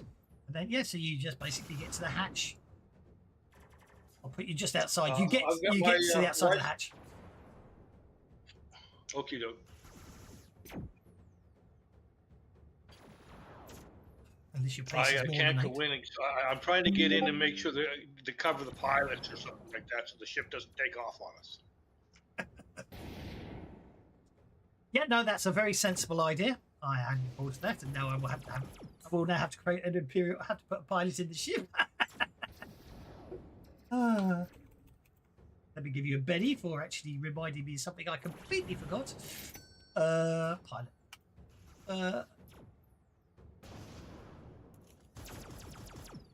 Let's put him there. Actually, if I upgraded that to a run, could I actually get in the ship? Yes. And let's call that a run action. I'm going to click on the run dice. Yeah, by all means.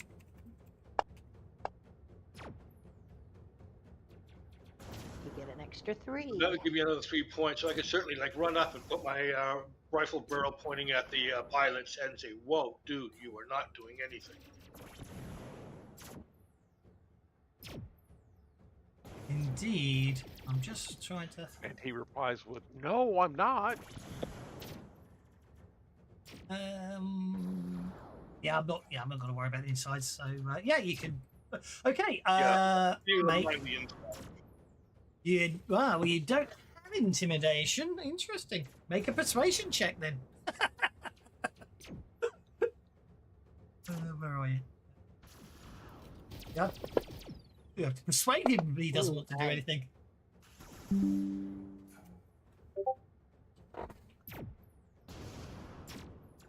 One success.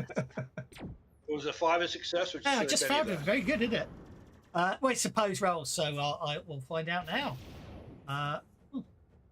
It should have been Oh, opposed. right. Opposed roll. Thank you. You did. I know. I thought you had him. I know you had him targeted, but then it looks like it lost it as you rolled. So a 5 would be against his. It would have been opposed, but so it'd be against his spirit. Yeah, no, he's not going anywhere.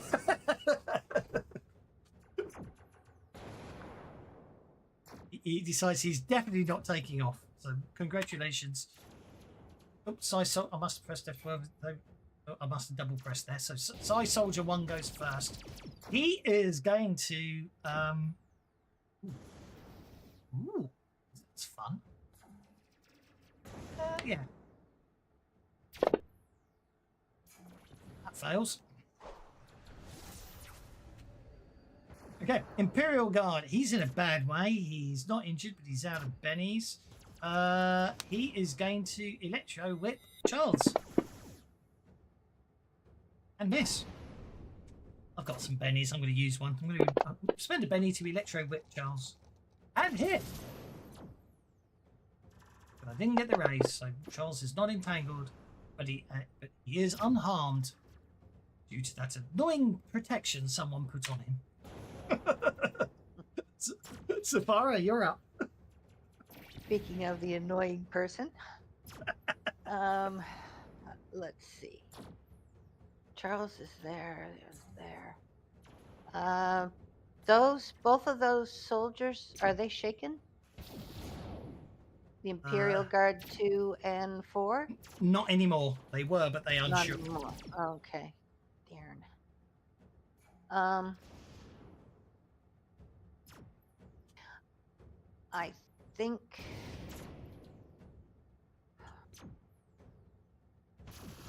I'm going to shoot Imperial Guard number 4 and move to the ramp after that. So let's do that.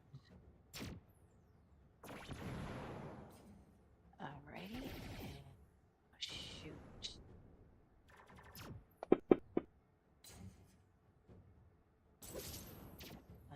It's a hit.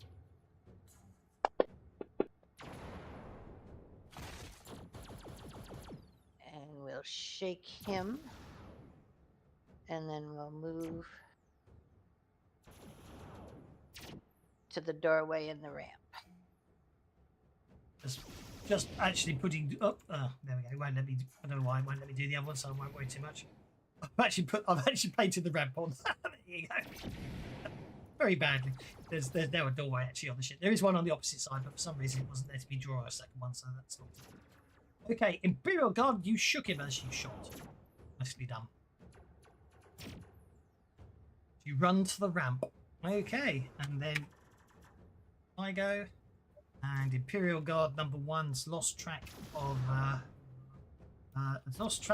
Azul as he ran into the trees. However, he will basically use his. He will have to move a bit.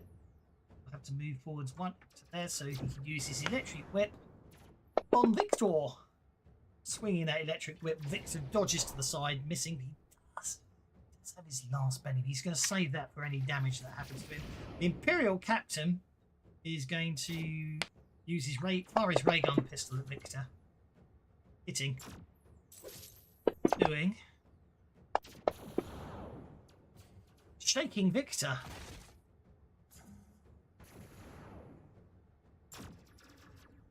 And then to basically dive behind the pillar for cover. Okay, the pilot's not going to do anything and will go on the hold because someone's pointing a gun at his head. Okay, silent combatants on hold. New third round begins with Imperial. With lots of Bennies for the GM. There's still more. There's still 2 more Jokers in the deck if anyone wants to try and get one.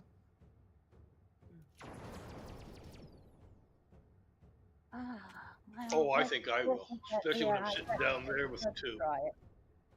Sure. How do I do that? Just put it down on my card? Yes, you drop a Benny on your card on the combat tracker. Yeah. I am not tolerating that. Silly machine.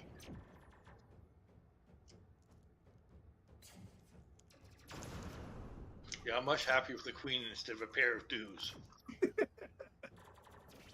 And Savara went from the 5 of hearts to the 8 of spades. Yeah, really. No luck. Okay. Way too many. Imperial Guard is going to use his Joker to attack Victor. And miss. He's got 3 Bennies, so I'm going to spend one of the Benny he just gained to try again. And still miss Victor. Okay. Second Imperial Guard is recovering from being shaken.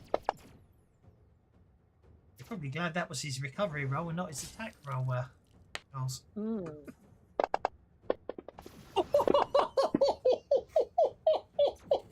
Oh, that was damage. I better hit you first.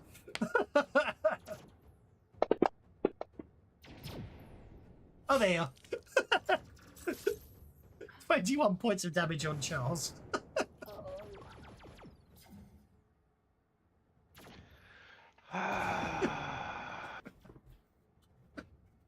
Both dice exploded. That is just unfortunate.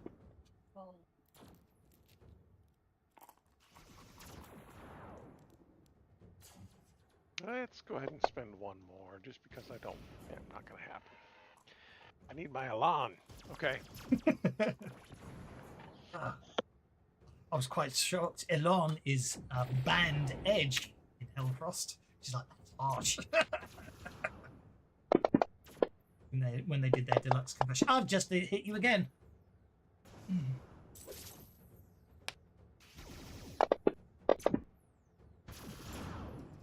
Fortunately, this one didn't get through your protection. Okay, Azul is up.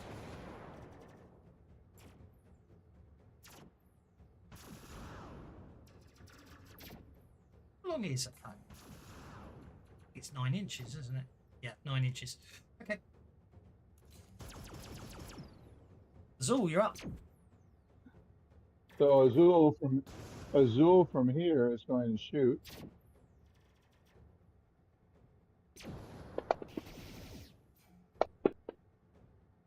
There we go. You hit them both with your Mongo Mancy.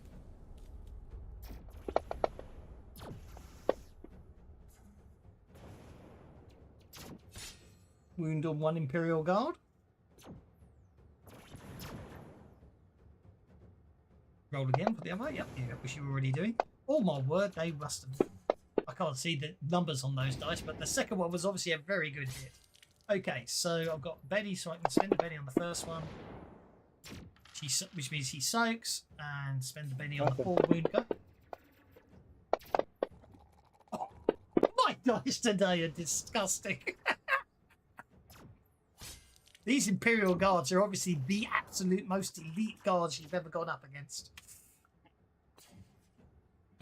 Okay, the Imperial captain is going to edge round the pillar and fire a ray gun pistol. Oh, whoa, whoa, whoa! It's my turn. What? Wait, it's still my turn. Oh, I didn't press F12. I get 2 actions because I've got speed. Okay, I didn't press F12. You must have done. I didn't end turn. Hey. I was waiting for your rolls to finish. It's fine. What happened there? Unless I automatically pressed end turn by mistake. It was force a habit, which was not intentional.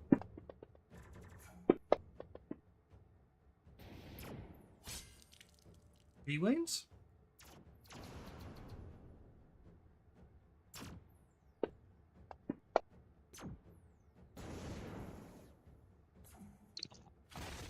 Three wounds and shaken. You, okay. I'll bang the shaken.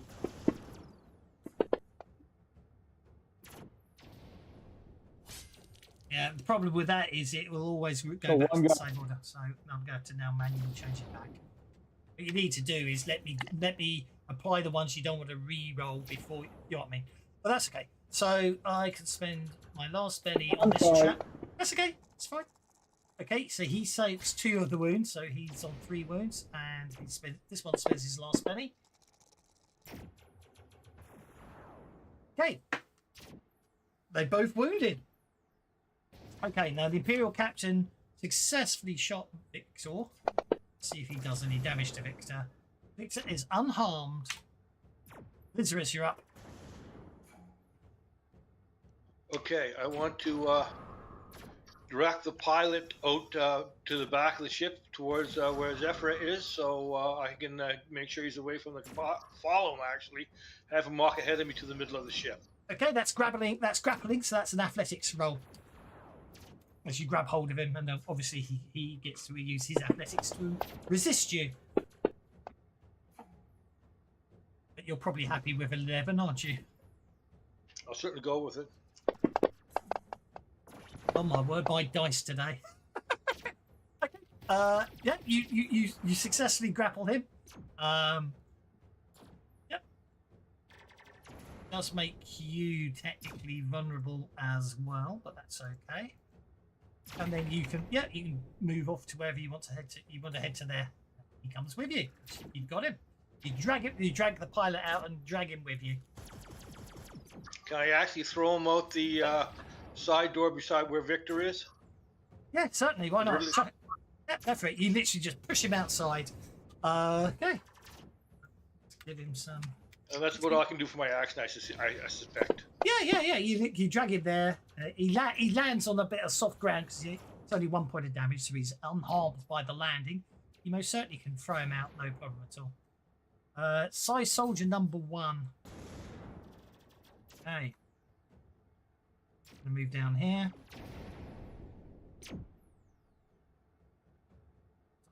There, so I have to click it up there, and then he's going to protection on his captain. It was successful, and that cost him a power point. And Charles recovers, being shaken, even in his wounded, battered state.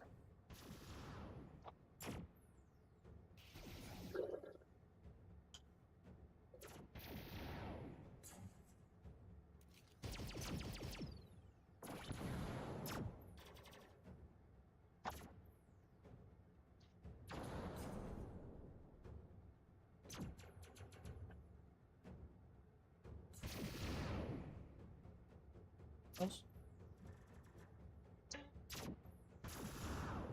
we lost Charles? Uh-oh. Put him on hold.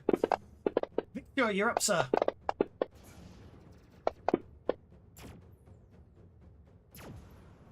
You recover from being shaken by really good dice rolling today. That also does help Victor's.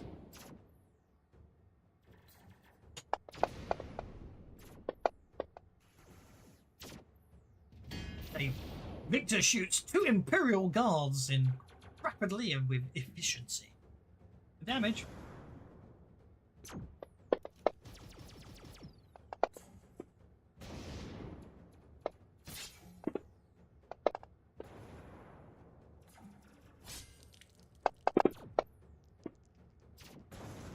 Okay, that's the end of that Imperial Guard.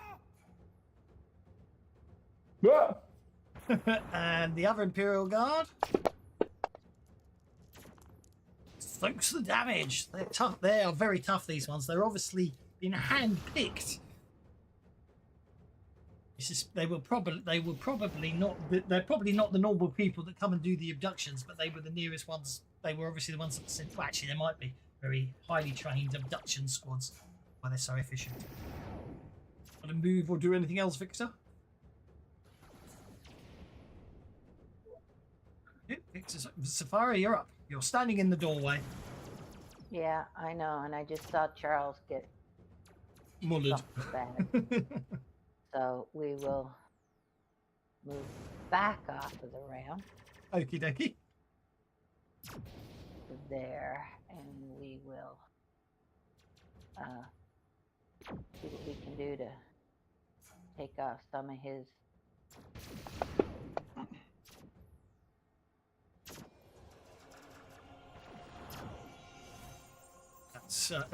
That's one wound off Charles, unless you want to try for the raise.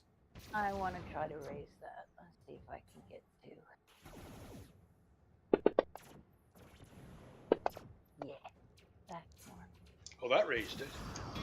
There you go, dude. And then I will move back onto the ramp.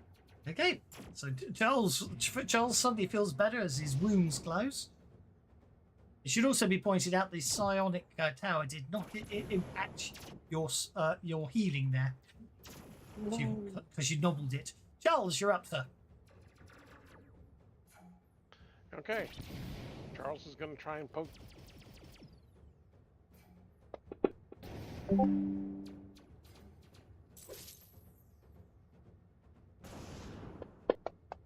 Joe Rama says, hardened criminals make for the best Imperial Guards. Issue bennies to the recipients of their attentions.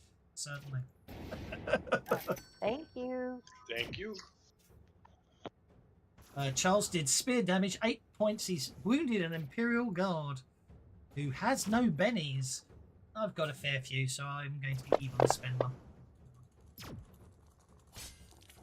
It's because I'm evil today. Sorry. Apparently. Okay, and that's it. Oh my. It's not your day. I get the Joker again. And I'm Bennying Oh, again. for God's sake. The problem is that's 3 Jokers in 2 rounds for the bad guys. Has anyone not spent an adventure card? I I haven't. think you're the only one who has spent an adventure card, Victor. Okay. I have not spent an adventure card. I've just looked at my adventure cards. Oh, that's a nice one. If it was not so fast, that's a nice card. Not so fast. You just have to give one of your cards back to. Yeah, Victor. I was trying to decide which one. They're all good. Oh, you had bad karma. So when I negated 4 wounds earlier, you could have played bad karma. Well, but you could just use another Benny. True, but I'd have to re-roll. Oh, okay. Oh no, I can't just have to spend a penny. You're right, but it would have cost me a penny. You've already used that one, haven't you? So I will give you this one. You've already played a card. And Yeah, that will just still give me keep bad karma possibly in play. And then are you going to play the card you've just been given? I gave it to the wrong person. Would you give that, somebody give that card to Vic? Azul, would you give that card to Vic, please? Oh, drag it and drop it at the top left. on the pictures. Oh no, it was just the wrong picture was dropped on. Yeah. I gave it to Azul instead of Vic. Sorry. It was Deadly Blow, wasn't it? I don't know if I can do it. Let's try. No, I can't. Oh yes, I can. Do you want me to give it back? It's okay. I've done. It's okay. It should be back. It should be done now. I can do it. It just does. I can do it. It just doesn't say I can do it. Are you going to play that adventure card? So these aren't the cliffhanger cards. No. I've added a bit. I've expanded. The cliffhanger cards are still in the adventure deck, but I've just added more cards. Because no one's ever. You were never playing the cliffhanger cards anyway, so I just decided I'll change the cliffhanger deck into adventure cards, and I've been adding some more other adventure cards to the deck. You've still got surprise. Indeed. Okay. Yeah. So the important thing is when you're looking at the cards, and something's happened to all my pictures today. I don't know what's going on. On not the blue wire anyway. When you look at the adventure cards, the thing is there's a circle in the top right corner. They've got numbers in. That's how many bennies that everyone in the party gets if you play that card. If it's got a globe, you all get a point of conviction for playing that card. But a lot of the cards don't. So, but anyway, the question is insofar as playing the card she was just given from Victor before I start the round on the Imperial Captain with a Joker.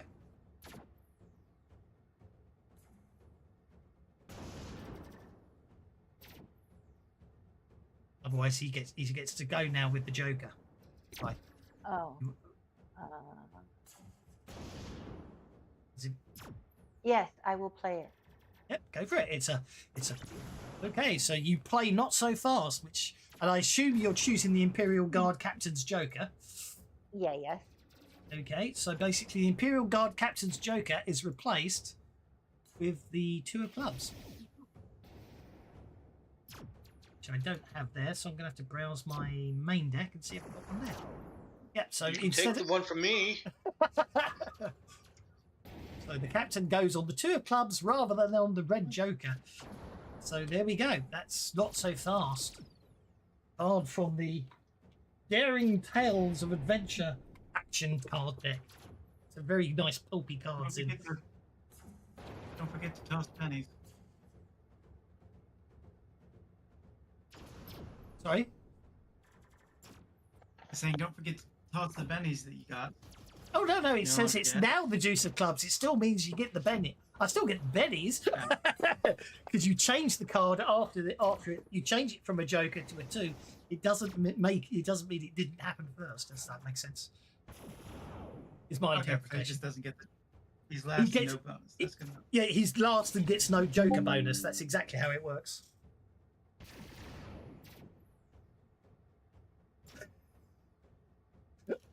The Imperial Guard is no joke, even if their commander is an veteran Joker. Suppress the Imperial laugh right with bennies all around. That's the important line. The all around. The players get bennies. So do I. Okay, Charles, you are up. You are. Okay, I'm going to continue poking at this guy. I mean, eventually I've got to get through, right? Yes. That's a hit with a raise. Charles, I just gave you a card. Have a look at it and see if you want to use it. I have a card. What card did I have? Probably Deadly Blow you've just been given, I suspect. Oh no, you got Karma Thief. Oh, you got Bad Karma. You got Bad Karma. Bad Karma's the one they just... Yeah. Actually, Karma Thief's an interesting one. Yeah, I like Karma Thief. Especially if you want Zephyr, to... you can have this one back. I'll let you... I'm good. Thank you. So, the point being is, if you want to spend a Benny and re-roll the damage and cause a wound on this guard who's already got 3 wounds, and then play Karma Thief to take his Benny, he can't soak the damage. If you want to metagame it, he's got a Benny. If you, Let's check and see if you won that card I just gave you. Then yeah, If let me not, go ahead give and it back. take his Benny so that he can't So you play Karma Thief, make which the means... GM spend his Benny. Well, I'm actually going to take it as the most literal. You basically negate his my ability to spend a Benny just this time. So you spend a Benny to damage him, and then take his Benny, which replaces the Benny you just locked, and you incapacitate the guard using Karma Thief Edge, which literally lets you take a Benny from someone else. And Victor's up.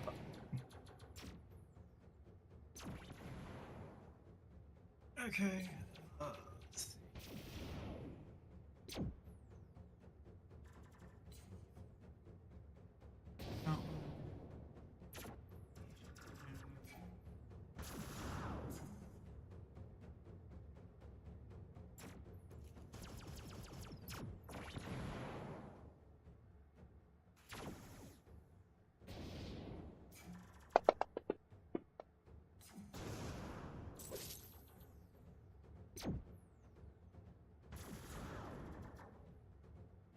Try one more time.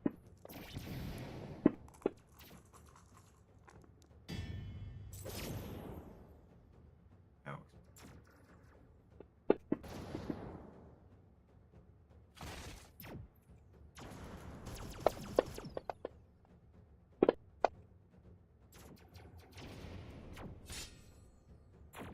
works. Okay, so you hit Yeah. Side Soldier 1 with a raise, and you hit Imperial Captain. It didn't So- roll the raise damage for some reason. For some reason, it did both the damages on the Captain, for some reason. So let me take the 14. Let's take the 14 and make that a 17 on Side Pilot. No, not that was the pilot. That wasn't the pilot. Let's try that again. Take 14 points of damage and put it on the Side Soldier, which you then got with a raise to turn it into a 17. I'll spend one of my GM bennies. And so one of them, but that's not enough to save him, so down he goes. You have currently shaken the Imperial Captain. He's got 5 bennies. Like Oh no, the you captain. wounded the captain. No, you shook the captain on a 9. You shook the captain on a 9. He's got 5 bennies. I'm So gonna you might- bet damage on that captain. Okay. 3 wounds. Okay, I'll spend 2 of his bennies because that's my benny limit on soaking a wound, which he negates, I'm afraid. But it did cost him 2 bennies.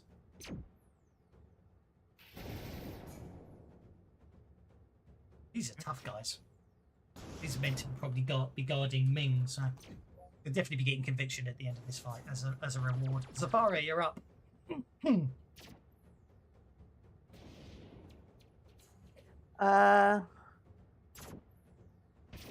Let's finish off this side first, I guess.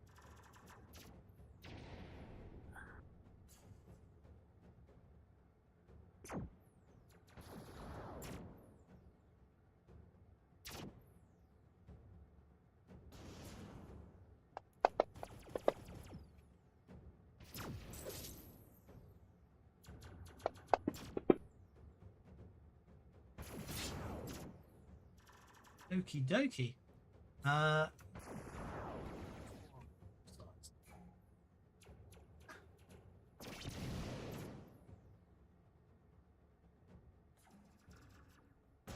Do that. Do that. That. And then.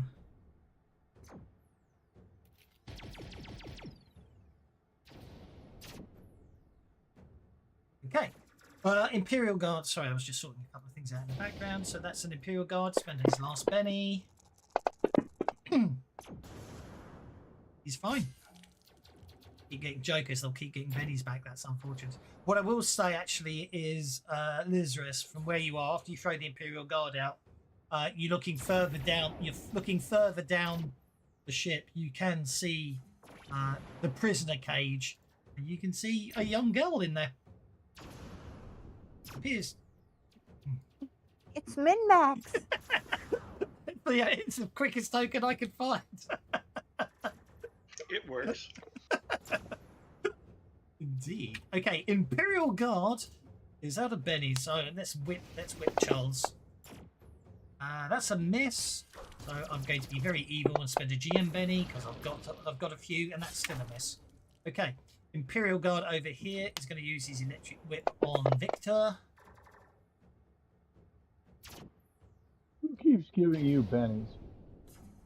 Oh, well, every time I get a Joker, I get bennies as well as my Friggin' jokers do. Yeah, the Jokers keep giving me bennies. Okay, that's a miss, even though it wouldn't have harmed you. And then that's Azul's up next. All right. Well,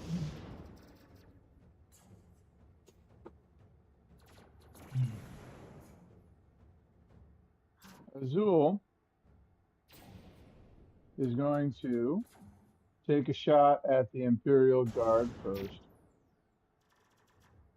They do have 2 actions. Okay. And yeah, I've got him targeted, so I will just hit him. Hopefully. Oh, whoops.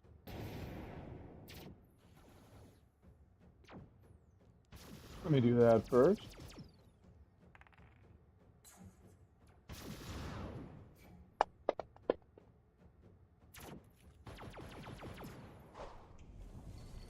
That's a failed casting.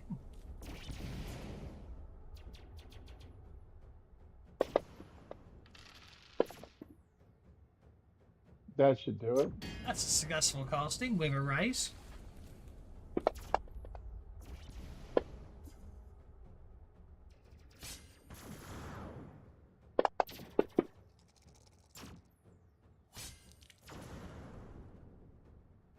This Mongomancy seems... This is not... Sorry, Mongomancy. This Imperial Guard seems to be trained to be immune to your blue goo.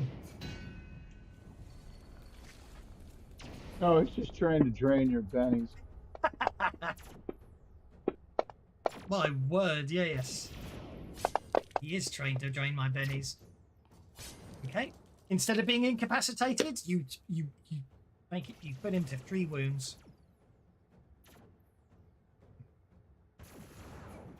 You got him. Well, that's it.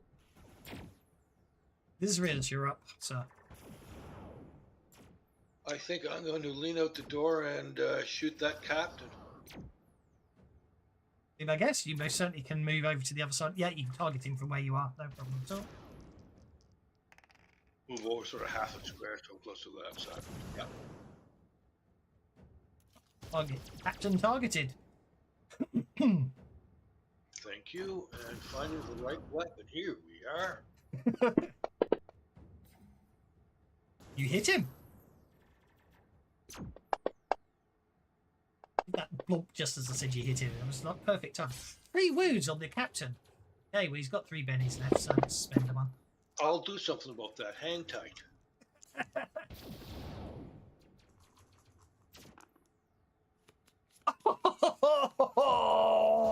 Oh! Guess what he's not doing? Okay, so he. Okay, so I have to spend another benny. I have to spend another benny to soak 1 wound, and then I have to spend his last benny to fail. So he takes 2 wounds. But doesn't my bad karma on you say that you're not able to? No, it means you negate the one that he spent. So instead of only spending 1 benny to do it, he has to spend 2. Yeah. So basically, to soak. I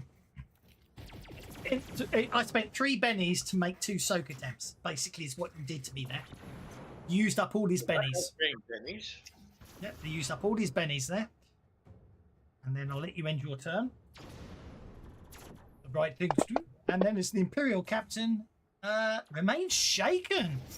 Well, I'll have to spend one of the GM bennies. I'm giving GM bennies. Wish to unshake. And the Imperial Captain, what's he going to do? Actually, I know exactly what he's going to do.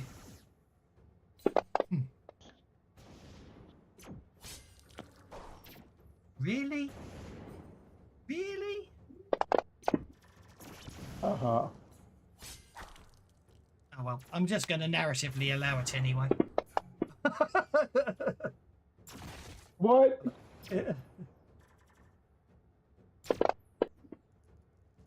That's more like it. He's shooting the pilot? Oh yeah, he's making sure the pilot's not around to talk. Oh. And then he is going to attempt to flee. Gets him to there.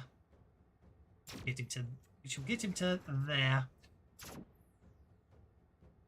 And yeah. So a wall around the edge. So yeah, he's fleeing.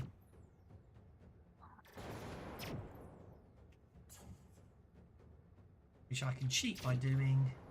Do that underneath. Whoops! If I do that, I put that to the bottom, and then stretch that out. It won't make too much sense, but it gives us some terrain for them to run away onto. There you go. Oh, I think it's great. It works. So he's running away. So your clearing of trees is there. He's running away after shooting the guard. And that means Bo can't do anything. Should be on hold, which means it's a new round. And no jokers were dealt this round.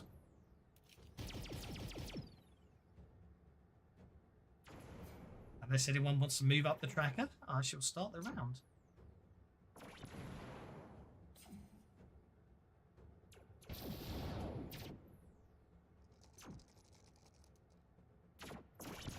Nice.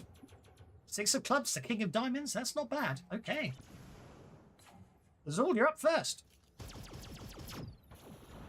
Okay, do I know that this guy has run away? You probably saw it. Well, you saw someone behind the pillar shoot and then run off. Yes.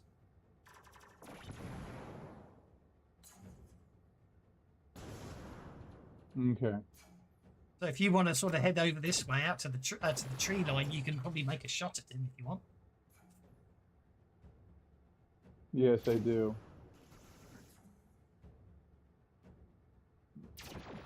Get double movement anyway. Well, that gives you a pace of 12 then, without having to run. Yeah. So that means you can get to there if you want to. Yeah, no, I was good where I was. Okay.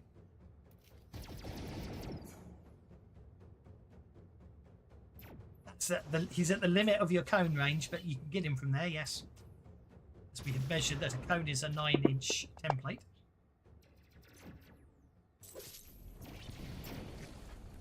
That's a hit. Roll for damage.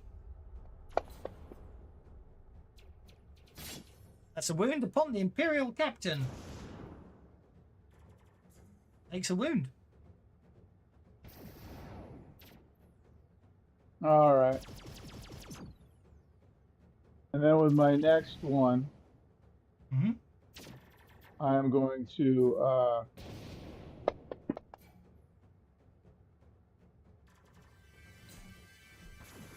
I'm going to go for the raise here.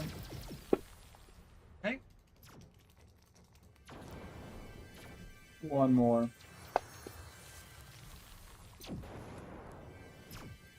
Nope. All right, so he's just entangled then. He's entangled.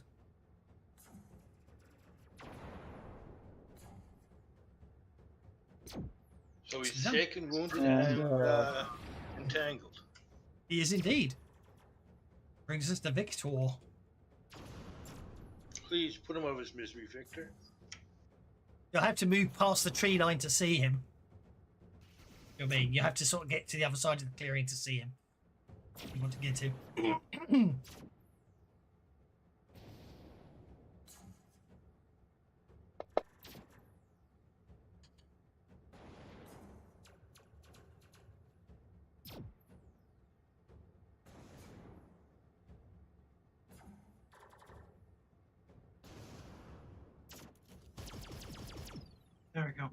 I will run up and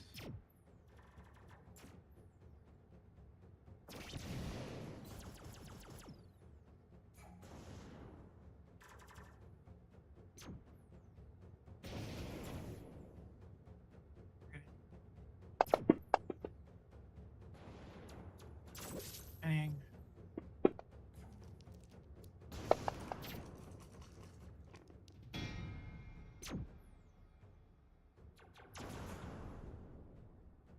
As I swing around and clothesline him. Okie dokie.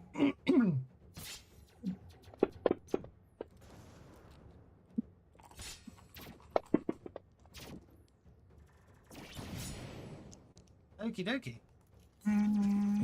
He's gotten 3 wounds and no bennies, so a wound will incapacitate him. Okay. Okay, as he sees you coming towards, him to clothesline him, he just basically, as he sees you running up, he, even though he's entangled, he just shouts, "Purge protocol," and then you hit him.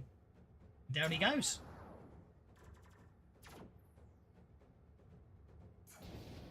What did you say? Purge protocol? Purge Yep. protocol. Yeah. Yep. This Imperial Guard here basically fumbles at his with his whip in one hand. He uses his offhand. He grabs a control unit on the side of it from his belt and hits the large red button in the middle. Lizraz and Zafara, you're inside the ship. A quiet voice goes, "Self-destruct initiated. 10, 9, 8. Hey. Zafara, you're up. How did you make your voice that loud? I just moved much closer to the microphone. All right. Oh, good.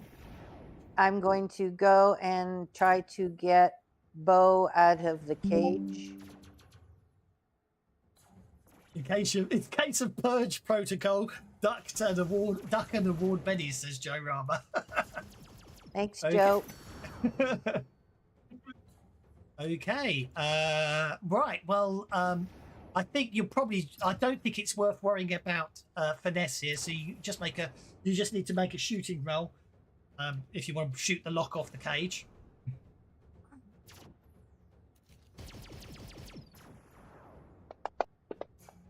As long as a 5 will hit, so just roll your damage. Go for it. I'll see what you roll, and I'll let you know if it damages the lock or not. Let's frantically look up partners. So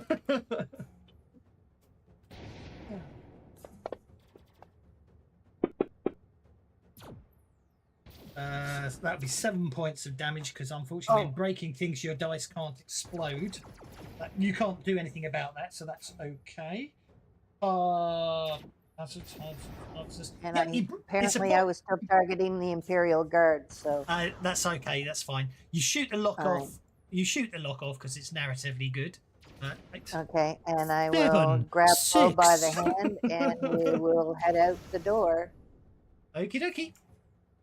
So it was 2 inches to get to there. So then you can do. That means you can get to. You can get to there in this round and bringing Bo with you without problems. So you both get to there as you rescue Bo. Charles, you're up next. 5, 4.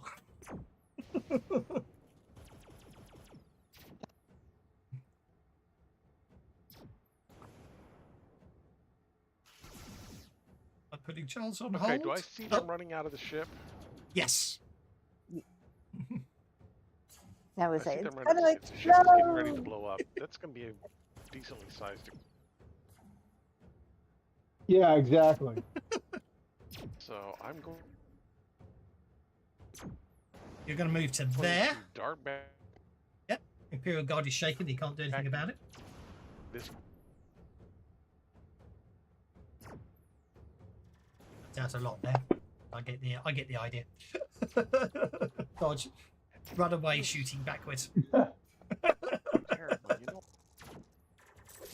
That's a hit. Roll for Oh damage. yeah, absolutely. shooting over my shoulder, hoping to like maybe take him in the leg or something, so he's there when it explodes.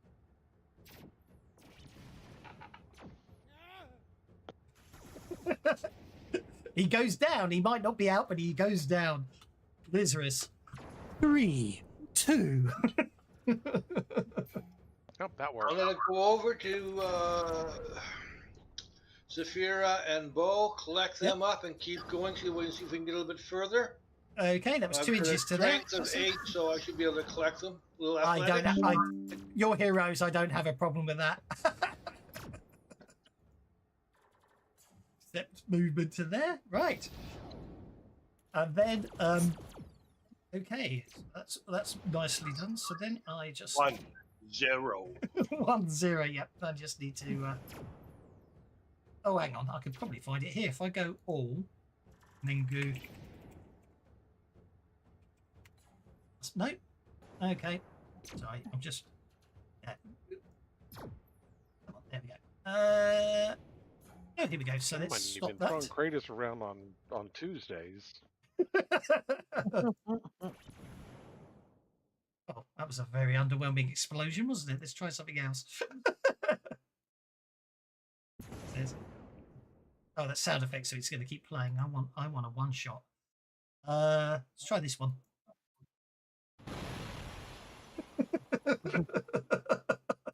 Great. Now share it. Okay, there we go. If I'm having to do what's requested, I can't spell. No. Okay, so that's the end of that one.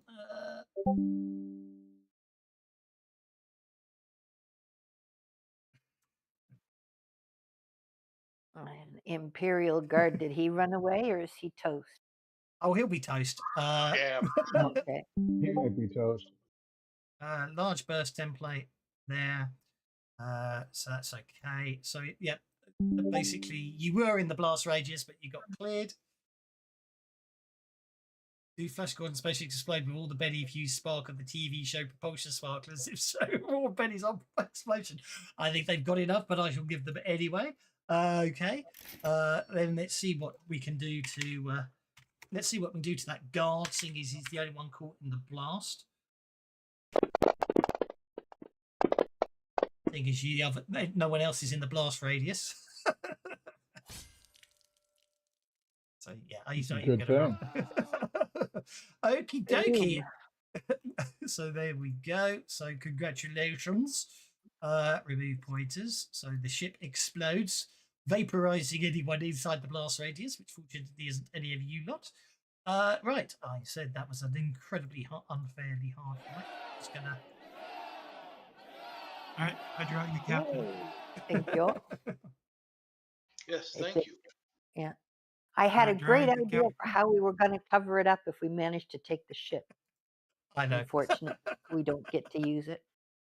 Oh, well, Okay. it'll save for next time, maybe. Victor drags the captain. Yeah, I didn't kill him. I just think about this. Oh, he's not dead. Oh, Ah. Not yet. Okay, you drag the captain back with you back into the clearing. Let's unlock tokens so anyone you can move freely. And yeah, what I will do is I'll get rid of the rest. So yeah, you should be able to move. So you drag the captain back. Okay. In fact, one. Make sure he has got no the longer girl, has right? any communication gear, so he can't. We're bringing him back in his tidy whities and nothing else. We'll be back in 1 second. Not too much water.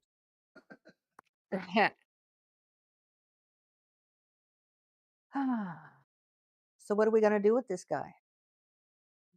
We're going to hand him over to the Freemen here and let them interrogate him. Okay, we'll have Unless to you make wanna sure we ask him do some that specific without. questions. Yeah. You know, we've done our mission. We got the girl back. That was cool. We got a guy that we can interrogate, and how about we say it this way? We and the local Freemen interrogate him, And we also have to communicate to head office, so to speak, about those pillars. Yes. Well, We I need think to know first where things they first, went we get so we Poe can back read to it. her family. Oh, yeah. So we start there.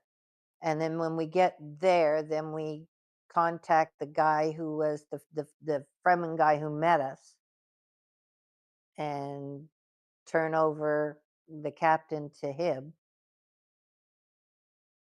or for in somebody, whoever they've got who could do good interrogations or whatever, and interrogate him.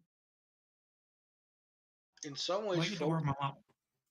Sorry about that. I get to Okay, warm them up. right. Obviously, a great advantage of wireless headphones is I can hear what you're saying when I walk away. So I know you were discussing plans there. So you're taking him back, yeah? Yeah. Take him back, search him, especially his mouth, make sure he doesn't have any false poison teeth, stuff like that. Yeah. Fun, And no poison teeth. I was going to say, funny you should say that because as you're dragging him back, as you bring him to the clearing, everyone notices he's foaming at the mouth. I'm afraid. oh, he swallowed something, did he? Swallowed, yeah. You may be able to do a quick heal in one try. I know. I can do a heal and remove poison. Do we really want to keep him? I'll assist that.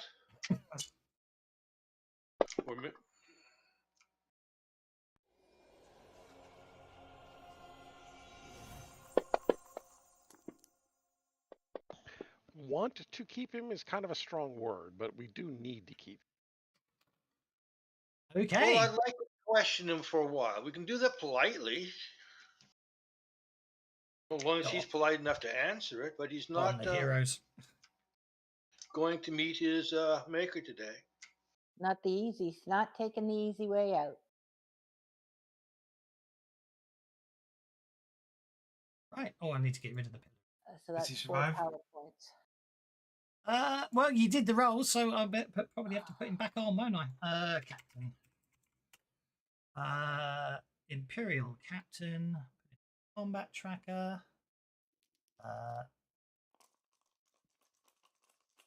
Visible. He's on 3 wounds. He's not incapacitated. There he is. Make him visible. Everybody's quiet all of a sudden. Indeed. Oh, we're not Okay, then. hearing you, Doss. Right, sorry. Okay, I must have pressed a button by mistake. Okay, he's back on the map. He's healed. He has no bennies. You managed to save him. Curses. Okay, so you get to take him back. Okay. Yeah. Only You have don't get one to take option. the easy way out today, buddy. One option. Oh, okay, the journey back. No, don't you dare do this to me. Oh, excellent. Okay. Well, we weren't going all the way back. We went Good. back I know we're in interrogate. trouble.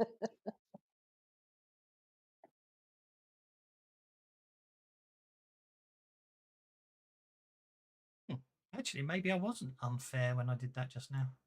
Yes, I was. Okay.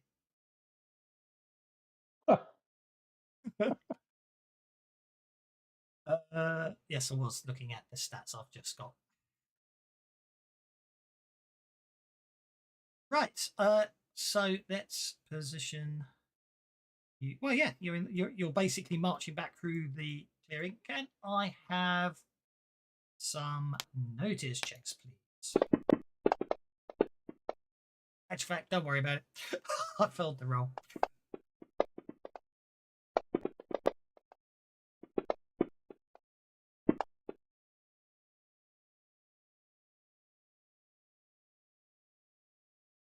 Nice. You hear them coming a mile off. Imperial patrol.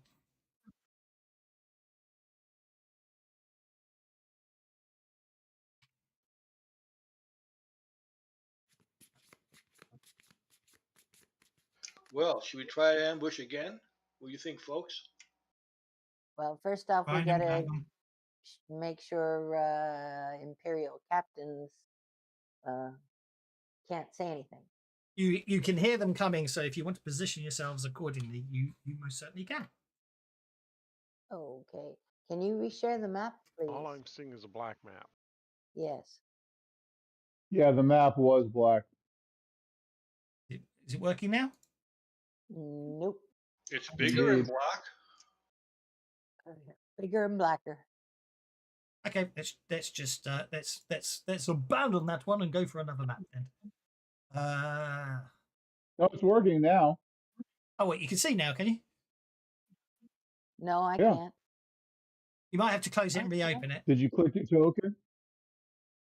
Yeah. You could try clicking your token on the combat tracker or find your token. Otherwise, I can do another. I did the map. find the token thing. That worked. Yeah. Do it. That fix it for you? But if it works, if I click on your tokens. Yeah, you might have to click on your token.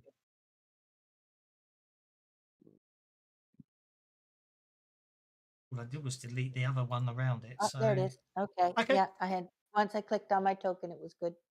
Okay. I am going to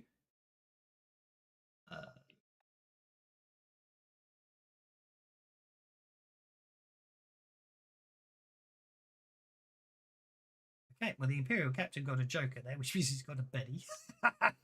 He can't act because he should be he doesn't have any equipment. Should have the effect of being fully bound, because I'm assuming you obviously have him fully Bound and gagged. Okay. So you can position yourselves accordingly. If you want to be in the clearing, you can be in the clearing. If you don't want to be in the clearing, you can sort of move to the side. So the Imperial Patrol is coming. I'm going to play babysitter and take Bo and carry the captain down to out of the way of the guard. You might get okay, no problem. I just leave Safari. Before you guys go, I will throw protections on everyone again,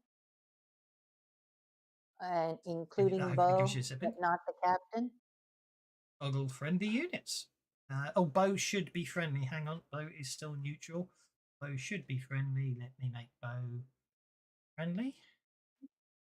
Yep, and then target friendly units. There you go. Target friendly units. And cast.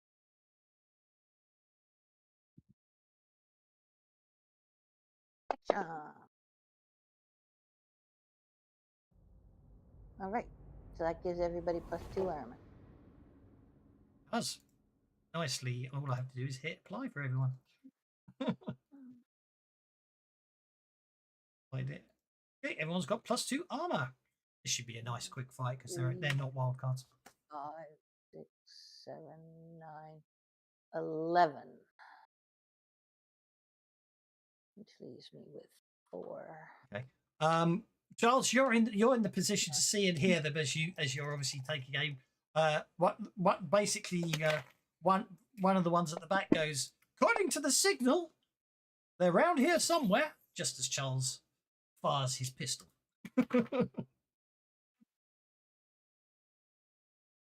Doss, I have a question. Spending a Benny to give yourself power points, that's only going to give you 5 power points, right? Yes. Okay, there's something wrong because every time I drag a Benny onto the PowerPoint thing to give myself Bennies back, it puts me back to full. Doesn't give me 5, it gives me all of them back. It worked for me when I did it, but okay, then I must be doing it wrong. I was way low. I don't know if you are doing it wrong, to be honest. No, I don't know if you are either. Well, I'm on my card, on my character sheet. I grab the Benny that's up in the right-hand corner and I drag it down over the power, the lightning symbol for the power. Yeah. No, but you put it in the box where the number is. Oh, okay. You gonna put it try. in the box where so I was down to like Oh, 4 oh, out of you're 15. right. Okay, that So when works. I That, dropped it on the floor, it moved me to 9, yeah, Okay. that's the problem. etc. Yeah. Technically speaking, you only have 15 power points in total. You don't have psionic power points and mongomancy. When you take more than one edge, I will. When you take, I will check if Flash Gordon changed that. Some settings you do have separate PowerPoint pools, but officially speaking, if you take more than one arcane background, normally you just take the arcane background, but you keep the PowerPoints from whatever one gives you the most PowerPoints. So if you've already got something, because you've got 15 points in Mongomancy and Psionics gives you 10, you keep your Mongomancy. But if you had 10 PowerPoints and you took a Gifted, which I think gives you 15 PowerPoints, then you'd increase your PowerPoints to 15, if that makes sense. Oh, okay. So technically, I shouldn't be using my psionic point pool for psionic. Just take it all from Mongomancy. Technically speaking, Okay. that's how it's meant to work, yeah. And I will check, All right. because I don't think Flash Gordon's any different if you take more than one arcane background. So we'll set that for today and I will check it. Right. Now, you got a lot of nice bennies, so I want this to be a nice quick fight. I don't want to have to make it a case of you guys lose out on your all your lovely bennies. But yeah, it would appear that they are tracking the Imperial captain somehow. Ah, so let me guess, he's got another tooth with a radio transmitter in it. Well, it won't be a tooth because you did check all that. I mean, he is missing a tooth because he obviously broke one. But so mood. Let's try laser projectiles and swords. Oh my! Let's try that instead. Okay, so Charles did shoot and shook a guard. Machine, yeah. So that's cool. I can't actually. You're not using swords at the moment, but I shall save that one for the future. So laser fight. Then we got laser fight and projectiles if people are using projectiles, and then laser fights, projectiles, and swords. Oh my, if we need it. But and then we got propaganda engine, which I don't know what that does. So I'm just going to let that play for interest. Okay. Victor, you're up, sir. Oh, that's rather cool. That is rather. Oh, you can see how that's a propaganda engine like that. Anyway, we should get rid of that one. Put the laser fight on. No, wait. Charles shot at one, right? Yeah, they know you're there. There's no drop anymore, I'm afraid. Okay. Actual fact, that's a very good point. However, you got the drop. That's +4 damage. You incapacitated that guy. Actually, no, you do get the drop, don't you? No, you do get the drop. Because technically, until they act on their card, you get the drop, Victor. Think about it. Sorry, I was wrong about how the rules work. Yeah, you got the drop. Only good on the first guy you attack, right? If they don't know only good on the first guy. Technically, initiative's almost simultaneous. So as far as I'm concerned, until they go on their card, I think you get the drop on them. I will clarify that next week. Okay. For now, you get the drop. Right. Huh? I think you make a ruling as the GM. You make the ruling. You play with that ruling during this session, and then you can look up afterwards. Don't slow the game down looking up rules unnecessarily. So yeah, you've got the drop. Go for it.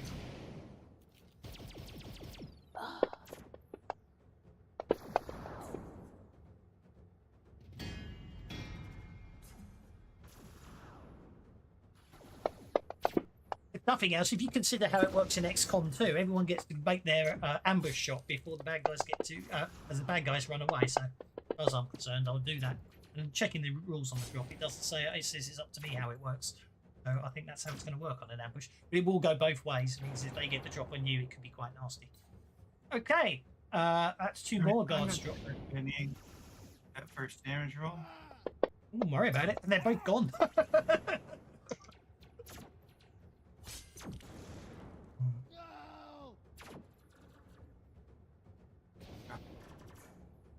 Here, there's 2 types of Imperial Guard. The Wild Card Imperial Guards and the non-Wild Card Imperial Guards.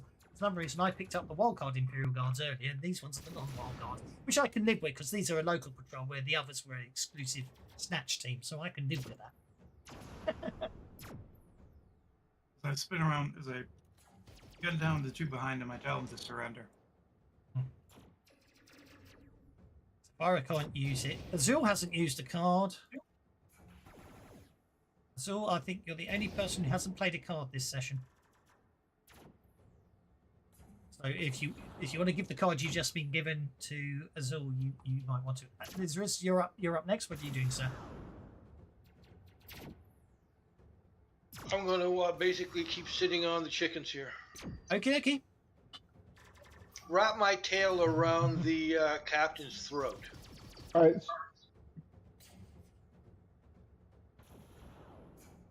So we want to give them the surprise card. Is that what this is? No. You just got given the ace card, so it's up to you if you want to play ace or not. Just giving you options and choices of what you want to play. That's all. Ace. I have not knowing what you have, so.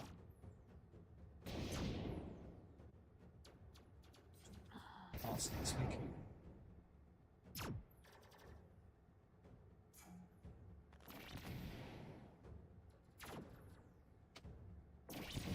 All right, so that would be my attack roll. Okay, so that's a hit with a raise. So just turn on the raised dice and roll your damage. Indeed.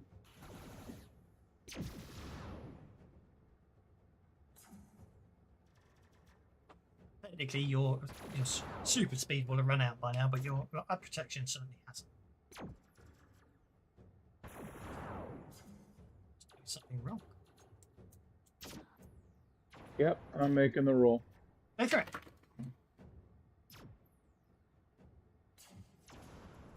It's foiled again. Oh well, I'm gonna have to let you save. Okay, well there you go.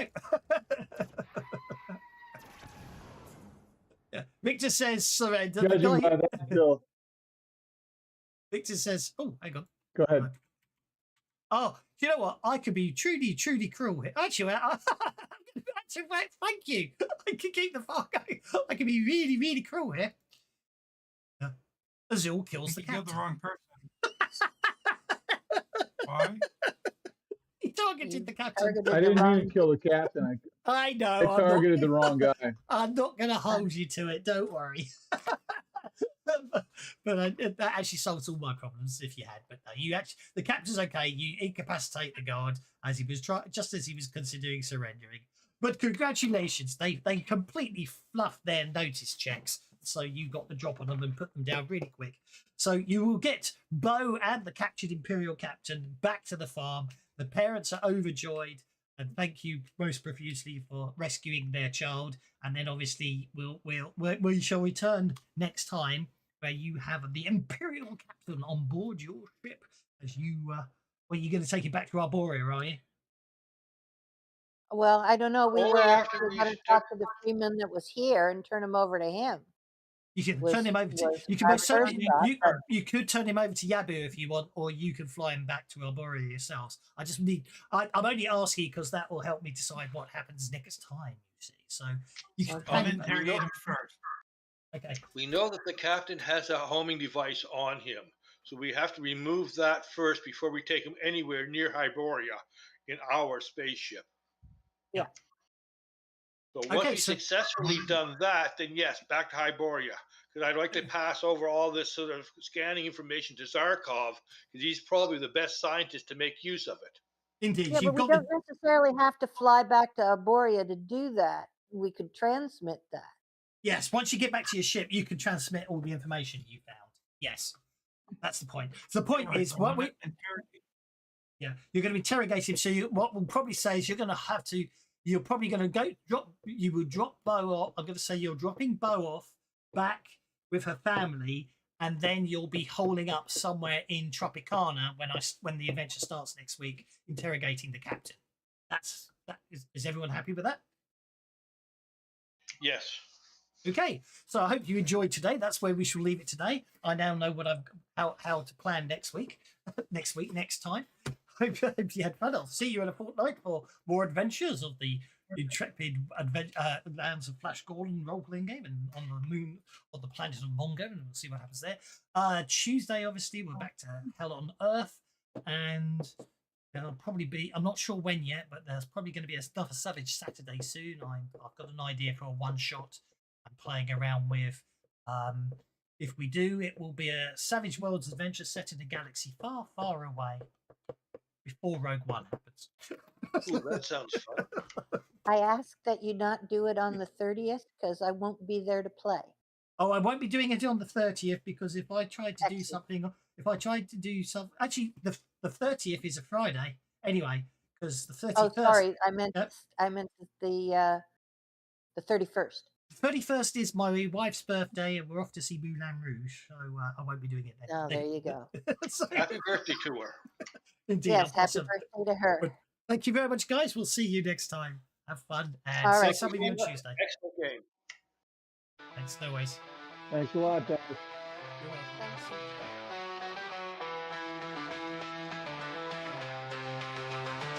Flash Gordon, the savior we need, racing through the stars at lightning speed. Crash landed on Mongo, a world so strange, where tyrants rule and the skies rearrange. The people are calling, their hope burns bright.